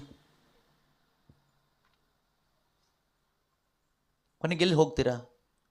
ಸ್ಮಶಾನ ಒಂದಿದೆ, ಬೇರೆ ಎಲ್ಲೂ ಅಂಥ ಒಳ್ಳೆ ಜಾಗ ಸಿಗಲ್ಲ. ಒಳ್ಳೆ ಗ್ರೂಪ್ ಅಂತ ಎಲ್ಲೂ ಸಿಗಲ್ಲ. ಬಟ್ ಎಲ್ಲೇ ಇದ್ದರೂ ಈಗ ನಾನೇ ಇಲ್ಲಿ ಸಾಯ್ಬೇಕೀಗ. ಯಾರು ಸಾಯ್ಬೇಕು? ನಾವೇನು ಹೇಳ್ತೀವಿ? ಅವನೊಬ್ಬ ಸರಿ ಆದರೆ ಎಲ್ಲ ಸರಿ ಆಗುತ್ತೆ, ಅವಳೊಬ್ಬಳು ಸರಿ ಆದರೆ ಎಲ್ಲ ಸರಿ ಆಗುತ್ತೆ. ದೇವ್ರು ಹೇಳ್ತಾರೆ, ನೀನೊಬ್ಬ ಸರಿ ಆದರೆ ಎಲ್ಲ ಸರಿ ಆಗುತ್ತೆ ಅಂತ. ನೀನೊಬ್ಬ ಫಸ್ಟು ಸರಿ ಆದರೆ ಎಲ್ಲ ಸರಿಯಾಗುತ್ತೆ. ಸರಿಯಾಗೋದಂದ್ರೆ ಏನು? ನೀನು ಸತ್ತರೆ ಎಲ್ಲ ಸರಿಯಾಗುತ್ತೆ. ನೀನು ಸತ್ತರೆ ಇದು ಹೆಂಗೆ ಸಾಯೋದು? ಹೇಗೆ ಸಾಯೋದು? ಇವತ್ತಿನ ಶುಭ ಸಂದೇಶ ಹೇಳುತ್ತಲ್ವಾ ಹೇಗೆ ಸಾಯೋದು ಅಂತ. ಈಗ ಎಕ್ಸ್ಪ್ಲೈನ್ ಮಾಡೋಕ್ಕೆ ಟೈಮ್ ಇಲ್ಲ, ಜಸ್ಟ್ ಓದ್ಬಿಡೋಣ, ಓದ್ಬಿಟ್ಟು ನಿಲ್ಲಿಸ್ಬಿಡೋಣ. ಓಕೆ? ಹಾಂ, ಹೇಗೆ ಸಾಯೋದು ಅಂತ ಇದೆ ಅಲ್ಲ, ಸಾಯೋದ್ರ ಬಗ್ಗೆ ಇದೆ, ಎಕ್ಸ್ಪ್ಲೈನ್ ಮಾಡೋಕ್ಕೆ ಬೇಡ. ಈಗ ಎಕ್ಸ್ಪ್ಲನೇಷನ್ ಆಲ್ರೆಡಿ ನಿನ್ನೆ ಮೊನ್ನೆ ಎಲ್ಲೋ ಮಾಡಿದೆ ನಾನು, ಸಿರ್ಸಿಯಲ್ಲಿ ಅನಿಸುತ್ತೆ ಅಲ್ವಾ? ಯೋಹಾನನ ಶುಭ ಸಂದೇಶ 12ನೇ ಅಧ್ಯಾಯ 24-25 ವಾಕ್ಯ ಏನು ಹೇಳುತ್ತೆ ಅಂದರೆ, ಯೇಸು ಹೇಳ್ತಾರೆ, ಗೋಧಿಯ ಕಾಳು ಭೂಮಿ ಮೇಲೆ ಅಥವಾ ನೆಲದ ಮೇಲೆ ಬಿದ್ದು ಅದು ನಾನು ನಿಮಗೆ ಸತ್ಯವಾಗಿ ಹೇಳುತ್ತೇನೆ, ಗೋಧಿಯ ಕಾಳು ಭೂಮಿಯಲ್ಲಿ ಬಿದ್ದು ಸಾಯದಿದ್ದರೆ, ಗೋಧಿಯ ಕಾಳು ಭೂಮಿಯಲ್ಲಿ ಬಿದ್ದು ಸಾಯದೇ ಇದ್ರೆ ಅದು ಒಂಟಿಯಾಗಿ ಉಳಿಯುತ್ತದೆ. ಅದು ಒಂಟಿಯಾಗಿ ಹೇಳಿ, ನಾನಾಗೇ ಇರ್ತೀನಿ. ಎಷ್ಟು ವರ್ಷ ಪ್ರೇಯರಲ್ಲಿದ್ದರು, ನಾನಾಗಿನೇ ಇರ್ತೀನಿ. ನನ್ನ ಬೇಜಾರು ಹೇಳ್ಕೊಂಡೆ, ನನ್ನ ಕಷ್ಟ ಹೇಳ್ಕೊಂಡೆ, ನನ್ನ ಸಮಸ್ಯೆ ಹೇಳ್ಕೊಂಡೆ, ಅವ್ರನ್ನ ದೂಷಣೆ ಮಾಡಿಕೊಂಡೇ ನಾನು ಇರ್ತೀನಿ. ಇದೇ ಹಾಗೆ ಒಂಟಿಯಾಗಿರೋದು ಅಂದರೆ. ಆದರೆ ಅದು ಸತ್ತರೆ ಮಾತ್ರ, ಏನಾದರೆ ಮಾತ್ರ, ಯಾಕೆ ಮುಖ ಒಂಥರ ಆಯ್ತು ಎಲ್ಲರದು? ಆದರೆ ಅದು ಸತ್ತರೆ ಮಾತ್ರ, ಅದು ಅಂದರೆ ಅದು ಗೋಧಿ ಕಾಳು ಯಾವುದದು? ನಾನೇ, ನಾವೊಬ್ಬೊಬ್ಬರು ಆ ಗೋಧಿ ಕಾಳು. ಸತ್ತರೆ ಮಾತ್ರ ಅದು ಸಮೃದ್ಧಿಯಾದ ಫಲವನ್ನ ತರುತ್ತದೆ, ಅದು ಸಮೃದ್ಧಿಯಾದ ಫಲವನ್ನ ಕೊಡುತ್ತದೆ. ಯಾವಾಗ ನಾವು ಸ್ವಾರ್ಥದ ಪಾಲಿಗೆ ಅಥವಾ ನನ್ನ ಪಾಲಿಗೆ ನಾನು ಸಾಯ್ತೀನೋ, ನನ್ನ ಮುಖಾಂತರ ಅನೇಕ ಆತ್ಮಗಳು ಸ್ವರ್ಗ ರಾಜ್ಯಕ್ಕೆ ಫಲಗಳಾಗಿ ಬರುತ್ತೆ. ನಮ್ಮ ಮುಖಾಂತರ ಯಾಕೆ ಆತ್ಮಗಳ ಆದಾಯ ಆಗ್ತಾ ಇಲ್ಲ ಅಂದರೆ, ನಾವು ಸಾಯಕ್ಕೆ ರೆಡಿ ಇಲ್ಲ. ನಾವು ಒಂಥರ ಸತ್ತವ್ರ ಥರ ಇದ್ದೀವಿ, ಆದರೆ ಸತ್ತಿಲ್ಲ ಅಷ್ಟೇ. ಒಂದು ಮಾಸ್ಕ್ ಹಾಕ್ಕೊಂಡಿದ್ದೀವಿ ನಾವು, ಬಟ್ ಸತ್ತಿಲ್ಲ. ಸತ್ತವ್ರ ಥರ ಅದು ಕರಿಸ್ಮ್ಯಾಟಿಕಲ್ ಇದ್ದವರಿಗೆಲ್ಲ ನಮ್ಗೆ ಅಭ್ಯಾಸ ಆಗಿರುತ್ತೆ ಸತ್ತವ್ರ ಥರ ಹೇಗಿರೋದು ಅಂತ. ಕೋಮದಲ್ಲಿರೋರ ಥರ ಇರ್ತೀವಿ. ಸತ್ತವ್ರ ಥರ ಅಲ್ಲ, ಸಾಯಬೇಕು. That is the work of the holy spirit in us. ಪವಿತ್ರಾತ್ಮರು ನಮ್ಮಲ್ಲಿ ಆ ಕಾರ್ಯ ಮಾಡ್ತಾರೆ. ಈ ಶುಭ ಸಂದೇಶ ನಮ್ಮ ತಲೆಗೆ ಅರ್ಥ ಆದರೆ, ನಿಜವಾಗಲೂ ಕನ್ವಿಕ್ಟ್ ಆದರೆ, ಮನವರಿಕೆ ಆದರೆ, ಈ ಕಾರ್ಯ ನಮ್ಮಲ್ಲಿ ನೆರವೇರುತ್ತೆ. ಆದ್ದರಿಂದ ಪ್ರೀತಿಯ ಸಹೋದರ ಸಹೋದರಿಯರೇ, ನೆನ್ಪಿಟ್ಕೊಳ್ಳೋಣ, ದೇವರು ನಮ್ಮನ್ನು ಉತ್ತಮ ಪಾತ್ರೆಗಳನ್ನಾಗಿ ಇರಿಸ್ತಾರೆ. ದೇವರ ಸೇವೆಗೆ ನಾವು ಉಪಯೋಗ ಆಗ್ತೀವಿ. ಅದರಿಂದನೇ ಆತನ ನಾಮ ಇವತ್ತು ಇದೆ. ಆತನ ನಾಮ ಸ್ಮರಣೆ ಮಾಡುವ ಎಲ್ಲ ಸ್ಥಳದಲ್ಲಿಯೂ ಯಾವಾಗಲೆಲ್ಲ ಆತನ ನಾಮ ಸ್ಮರಣೆ ಮಾಡ್ತೀವೋ ಅಲ್ಲಿ ಅವರೇ ಬರ್ತಾರೆ, ಅವರೇ ಆಶೀರ್ವದಿಸ್ತಾರೆ. ಆಶೀರ್ವಾದ ಏನು ಕೇಳಿದರೆ, ಪಾಪಕ್ಷಮೆ. ಈ ಪಾಪಕ್ಷಮೆ ಏನು? ನಾನು ನಿನಗೆ ಶಿಕ್ಷೆ ವಿಧಿಸೋದಿಲ್ಲ, ಹೋಗು, ಇನ್ನು ಮುಂದೆ ಪಾಪ ಮಾಡಬೇಡ, ಹೋಗಿ ಶುಭ ಸಂದೇಶವನ್ನು ಸಾರು, ಸಾಕ್ಷಿಯಾಗಿ ಬಾಳು. Praise the Lord. ಕಣ್ಣುಗಳನ್ನ ಮುಚ್ಕೊಳ್ಳೋಣ, ಪ್ರಾರ್ಥಿಸೋಣ. ಪ್ರೀತಿಮಯನಾದ ತಂದೆಯಾದ ದೇವರೇ, ಈ ಒಂದು ದಿನ ನೀವು ನಮಗೆ ತಿಳಿಸಿಕೊಟ್ಟ ಈ ಆತ್ಮಿಕ ಸತ್ಯಗಳಿಗಾಗಿ ಸ್ತೋತ್ರ ಅಪ್ಪ. ಮಣ್ಣಿನ ಮಡಿಕೆಯಾದ ನಮ್ಮೊಬ್ಬೊಬ್ಬರಲ್ಲೂ ಯೇಸುವೆ ಮಾಣಿಕ್ಯವಾದ ನಿಮ್ಮನ್ನು ನೀವೇ ಇರಿಸಿಕೊಂಡಿದ್ದೀರಿ. ಎಂಥ ಒಂದು ಸೌಭಾಗ್ಯ! ಇದಕ್ಕಿಂತ ದೊಡ್ಡ ಸೌಭಾಗ್ಯ ಇಲ್ಲ ಸ್ವಾಮಿ. ಇದಕ್ಕಿಂತ ದೊಡ್ಡ ಸೌಭಾಗ್ಯ ಯಾವುದೇ ಒಂದು ಬೋಧನೆ ಅಥವಾ ಸಾಧನೆ ಯಾವುದೂ ಅಲ್ಲ. ನೀವು ನಮ್ಮಲ್ಲಿ ಇರುವುದೇ ನಮ್ಮ ಸೌಭಾಗ್ಯವಾಗಿದೆ. ನಮ್ಮ ಘನ ಮಾನ ಗೌರವ ಹಿರಿಮೆ ಎಲ್ಲ ನೀವು ನಮ್ಮಲ್ಲಿ ಇರುವುದೇ ಆಗಿದೆ ಅಪ್ಪ. ಇದಕ್ಕಿಂತ ದೊಡ್ಡ ಗೌರವ, ಇದಕ್ಕಿಂತ ದೊಡ್ಡ ಹಿರಿಮೆ, ಇದಕ್ಕಿಂತ ದೊಡ್ಡ ಜ್ಞಾನ, ಇದಕ್ಕಿಂತ ದೊಡ್ಡ ಕೃಪೆ ಬೇರೆ ಯಾವುದೂ ಇಲ್ಲಪ್ಪ. ನೀವು ನಮ್ಮಲ್ಲಿ ಇರುವುದಕ್ಕಿಂತಲೂ ಶ್ರೇಷ್ಠವಾದದ್ದು ಇನ್ಯಾವುದೂ ಇಲ್ಲ ಕರ್ತನೆ. ಇದಕ್ಕಿಂತ ಉನ್ನತವಾದದ್ದು ಯಾವುದೂ ಇಲ್ಲಪ್ಪ. ಅದಕ್ಕಾಗಿ ನಿಮಗೆ ಕೋಟಿ ಕೋಟಿ ಸ್ತೋತ್ರ ಅಪ್ಪ. ಹಿಂದೊಮ್ಮೆ ಪಾಪದ ಮಾಲಿನ್ಯದಲ್ಲಿ, ಅಶುದ್ಧತೆಯಲ್ಲಿ, ಅಸಹ್ಯತನದಲ್ಲಿದ್ದ ನನ್ನನ್ನು ಕರ್ತನೆ ನಿನ್ನ ನಾಮದಿಂದ ತೊಳೆದಿದ್ದಕ್ಕಾಗಿ ಸ್ತೋತ್ರ. ನಿನ್ನ ನಾಮದಿಂದ ಪವಿತ್ರೀಕರಿಸಿದ್ದಕ್ಕಾಗಿ ಸ್ತೋತ್ರ. ನಿಮ್ಮ ನಾಮದಿಂದ ಪ್ರತ್ಯೇಕಿಸಿದ್ದಕ್ಕಾಗಿ ಸ್ತೋತ್ರ. ನಿನ್ನ ನಾಮದಿಂದ ಅಭಿಷೇಕಿಸಿದ್ದಕ್ಕಾಗಿ ಸ್ತೋತ್ರ. ನಿನ್ನ ನಾಮದಿಂದ ಕರ್ತನೆ ಇಂದಿಗೂ ಕೂಡ ನಿನ್ನ ತೊಳೆದಿದೆಯಾ ಸ್ವಾಮಿ. ಇಂದು ಕೂಡ ಯೇಸುವೆ ನಿನ್ನ ನಾಮ ಸ್ಮರಣೆ ಮಾಡಿದಾಗ, ನಿನ್ನ ನಾಮವನ್ನು ಕೂಗಿದಾಗ, ನಿನ್ನ ಆ ನಾಮದಲ್ಲಿರುವ ಶಕ್ತಿಯಿಂದ ಕರ್ತನೆ ಆ ಪವಿತ್ರ ರಕ್ತದಿಂದ ನನ್ನ ತೊಳೆದಿದ್ದಕ್ಕಾಗಿ ಸ್ತೋತ್ರ. ಪಾಪವನ್ನು ಕ್ಷಮಿಸಿದ್ದಕ್ಕಾಗಿ ಸ್ತೋತ್ರ. ನಿನ್ನ ನಾಮ ಸ್ಮರಣೆ ಮಾಡಿದ ಪ್ರತಿಯೊಬ್ಬರನ್ನು ನೀನು ಕ್ಷಮಿಸಿದ್ಯಪ್ಪ. ನೀನು ಹೇಳುವಂಥ ಮಾತಾಗಿದೆ, ನಿನ್ನ ಪಾಪ ಕ್ಷಮಾಪಣೆ ಆಗಿದೆ. Your sins are forgiven in the name of Jesus Christ. Yesu ನಾಮದಲ್ಲಿ ನಿಮ್ಮ ಪಾಪಗಳು ಕ್ಷಮಿಸಲ್ಪಟ್ಟಿದೆ. ಸಮಾಧಾನದಿಂದ ಹೋಗಿರಿ, ಏಕೆಂದರೆ ಆ ನಾಮಕ್ಕೆ ಅಷ್ಟೊಂದು ಶಕ್ತಿ ಇದೆ. Thank you Jesus. ಅಪ್ಪ ತಂದೆಯಾದ ದೇವರೇ, ಯೇಸುವಿನ ನಾಮದ ಮುಖಾಂತರ ನಮ್ಮೆಲ್ಲರ ಪಾಪಗಳನ್ನು ನೀವು ತೊಳೆದು ಇಂದಿಗೂ ಕೂಡ ಆ ಕಾರ್ಯವನ್ನು ನೀವು ಮಾಡಿದ್ದೀರಿ, ಮಾಡ್ತಾನೆ ಇದ್ದೀರಿ. ಅದಕ್ಕಾಗಿ ಸ್ತೋತ್ರ ಅಪ್ಪ. ಒಂದು ವೇಳೆ ಆ ನಾಮ ನಮಗೆ ನೀವು ಕೊಡದೇ ಹೋಗಿದ್ದರೆ ನಾವು ನಾಶವಾಗಿ ಹೋಗ್ತಾ ಇದ್ವಿ. ಆದರೆ ಇಂದು ನಾವು ಉಳಿದಿದ್ದೇವೆ ನಿಮ್ಮ ಕರುಣೆಯಿಂದ, ಆ ನಾಮದ ಬಲದಿಂದ. ಯೇಸು ಕ್ರಿಸ್ತನೊಂದಿಗೆ ನಮ್ಮನ್ನು ಸಹವಾದ್ಯಸ್ಥರನ್ನಾಗಿ ಮಾಡಿ ಇದನ್ನೇ ನಿಮ್ಮ ಸೌಭಾಗ್ಯದಲ್ಲಿ ನಮ್ಮನ್ನು ಭಾಗ್ಯಗಳನ್ನಾಗಿ ಮಾಡಿದ್ದೀರಿ. ಅದಕ್ಕಾಗಿ ಸ್ತೋತ್ರ. ಈ ಮಹಾ ಸೌಭಾಗ್ಯ ಅಯೋಗ್ಯನಾದ ನನಗೆ ನಮ್ಮೊಬ್ಬೊಬ್ಬರಿಗೂ ಕೊಟ್ಟಿದ್ದಕ್ಕಾಗಿ ನಿಮಗೆ ಸ್ತೋತ್ರ ಮಾಡ್ತಾ ಇದ್ದೇವೆ. Thank you Jesus, praise you Jesus, hallelujah. ಯೇಸುವೇ ಸ್ತೋತ್ರ ಸ್ತೋತ್ರ. ಇಂದು ಕರ್ತನೆ ಈ ಮನೆಯನ್ನು, ಈ ಮನೆಯವರನ್ನು ನೀನು ಈ ಶುಭ ಸಂದೇಶ ಕಾರ್ಯಕ್ಕಾಗಿ, ಈ ಕೃಪೆಯ ಕಾರ್ಯಕ್ಕಾಗಿ ನೀನು ಆರಿಸಿಕೊಂಡಿದ್ದಕ್ಕಾಗಿ ಸ್ತೋತ್ರ ಅಪ್ಪ. ಬಂದಂಥ ಒಬ್ಬೊಬ್ಬರ ಜೀವಿತದಲ್ಲಿ ನೀನು ಮಾತನಾಡಿದ್ದೀಯಾ, ಕಾರ್ಯ ಮಾಡಿದ್ದೀಯಾ, ಅದಕ್ಕಾಗಿ ನಿನಗೆ ಕೋಟಿ ಕೋಟಿ ಸ್ತೋತ್ರ ಅಪ್ಪ. ಯೇಸುವೇ, ನಾವು ಸ್ವಾರ್ಥದ ಪಾಲಿಗೆ, ಪಾಪದ ಪಾಲಿಗೆ ಎಂದೆಂದಿಗೂ ಸತ್ತವರಾಗಿ ದೇವರ ಪಾಲಿಗೆ ಜೀವಿಸುವಂತೆ ನೀನು ಮಾಡಿದ್ದಕ್ಕಾಗಿ ಸ್ತೋತ್ರ ಪವಿತ್ರ ಆತ್ಮರೇ. Thank you Jesus, hallelujah. ಈ ಮನೆಯಲ್ಲಿರೋ ಪ್ರತಿಯೊಬ್ಬರಲ್ಲಿಯೂ ಶುಭ ಸಂದೇಶದ ಬೆಳಕು ಉಂಟಾಗಲಿ, ಆ ಬೆಳಕಿನ ಮಕ್ಕಳಾಗಿ ಪ್ರಜ್ವಲಿಸುವಂತೆ ಆಗಲಿ. ಈ ಮನೆಯಿಂದ ಹೊರಟು ಬರುವಂಥ ಶುಭ ಸಂದೇಶದ ಬೆಳಕು ಕರ್ತನೆ ಈ ಊರಿನಲ್ಲಿ ಅನೇಕರನ್ನ ಅದು ತಲುಪುವಂತೆ ಆಗಲಿ ಸ್ವಾಮಿ. Thank you Jesus, hallelujah. ಯೇಸುವೇ, ನೀವು ಹೇಳಿದ ಹಾಗೆ ನಿನ್ನ ನಾಮ ಸ್ಮರಣೆ ಮಾಡುವ ಎಲ್ಲ ಸ್ಥಳದಲ್ಲಿಯೂ ನಾನು ಬಂದು ಆಶೀರ್ವದಿಸ್ತೇನೆ ಎಂದು ಹೇಳಿದಂಥ ಮಾತು ಈ ಮನೆಯಲ್ಲಿ ಪ್ರತಿಯೊಬ್ಬರಲ್ಲಿಯೂ ಅದು ಕಾಣುವಂತೆ ಆಗಲಿ. ಇಲ್ಲಿ ಬಂದಿರೋ ಪ್ರತಿಯೊಬ್ಬರಲ್ಲಿಯೂ ಅದು ಕಾಣಲ್ಪಡಲಿ ಅಪ್ಪ. ಆನ್ಲೈನ್ನಲ್ಲಿ ಯಾರೆಲ್ಲ ಜಾಯ್ನ್ ಆಗಿದ್ದಾರೋ ಅವರೆಲ್ಲರ ಜೀವಿತದಲ್ಲಿಯೂ ಅದು ಕಾಣುವಂತೆ ಆಗಲಿ ಕರ್ತನೆ. Thank you Jesus, praise you Jesus, hallelujah. ಯೇಸುವೇ ಸ್ತೋತ್ರ ಸ್ತೋತ್ರ ಸ್ತೋತ್ರ ಸ್ತೋತ್ರ. ಯೇಸುವೇ ವಂದನೆ, ಯೇಸುವೇ ಮಹಿಮೆ, ಹಾಲೆಲೂಯಾ. ಯೇಸುವೇ ಸ್ತೋತ್ರ ಸ್ತೋತ್ರ ಸ್ತೋತ್ರ ಸ್ತೋತ್ರ ಸ್ತೋತ್ರ ಸ್ತೋತ್ರ ಸ್ತೋತ್ರ ಅಪ್ಪ, ಹಾಲೆಲೂಯಾ. ಯೇಸುವೇ ಸ್ತೋತ್ರ ಸ್ತೋತ್ರ ಸ್ತೋತ್ರ ಸ್ತೋತ್ರ ಸ್ತೋತ್ರ ಸ್ತೋತ್ರ ಸ್ತೋತ್ರ ಸ್ತೋತ್ರ ಸ್ತೋತ್ರ ಸ್ತೋತ್ರ ಸ್ತೋತ್ರ ಸ್ತೋತ್ರ ಸ್ತೋತ್ರ ಸ್ತೋತ್ರ ಅಪ್ಪ, ಹಾಲೆಲೂಯಾ. ಯೇಸುವೇ ಸ್ತೋತ್ರ. ಶ್ರೀ ಯೇಸು ನಾಮ ಅತಿಶಯ ನಾಮ, ಪಾಪಿಗೆ ಇಂಪಾದ ನಾಮ. ಶ್ರೀ ಯೇಸು ನಾಮ ಅತಿಶಯ ನಾಮ, ಪಾಪಿಗೆ ಇಂಪಾದ ನಾಮ. ಎಲ್ಲ ನಾಮದಲ್ಲೂ ಮೇಲಾದ ನಾಮ ಯೇಸುವಿನ ದಿವ್ಯ ನಾಮ. ಎಲ್ಲ ನಾಮದಲ್ಲೂ ಮೇಲಾದ ನಾಮ ಯೇಸುವಿನ ದಿವ್ಯ ನಾಮ. ಅನ್ಯನೆಂದು ತಳ್ಳದೆನ್ನ ಧನ್ಯನಾಗಿ ಮಾಡಲು ಬಂದ, ಅನ್ಯನೆಂದು ತಳ್ಳದೆನ್ನ ಧನ್ಯನಾಗಿ ಮಾಡಲು ಬಂದ, ಪಾಪಿ ಎಂದು ತಳ್ಳದೆನ್ನ ಧನ್ಯನಾಗಿ ಮಾಡಲು ಬಂದ, ಪಾಪಿ ಎಂದು ತಳ್ಳದೆನ್ನ ಧನ್ಯನಾಗಿ ಮಾಡಲು ಬಂದ ಉನ್ನತದ ಪುಣ್ಯನಾಮ, ಉನ್ನತದ ಪುಣ್ಯನಾಮ.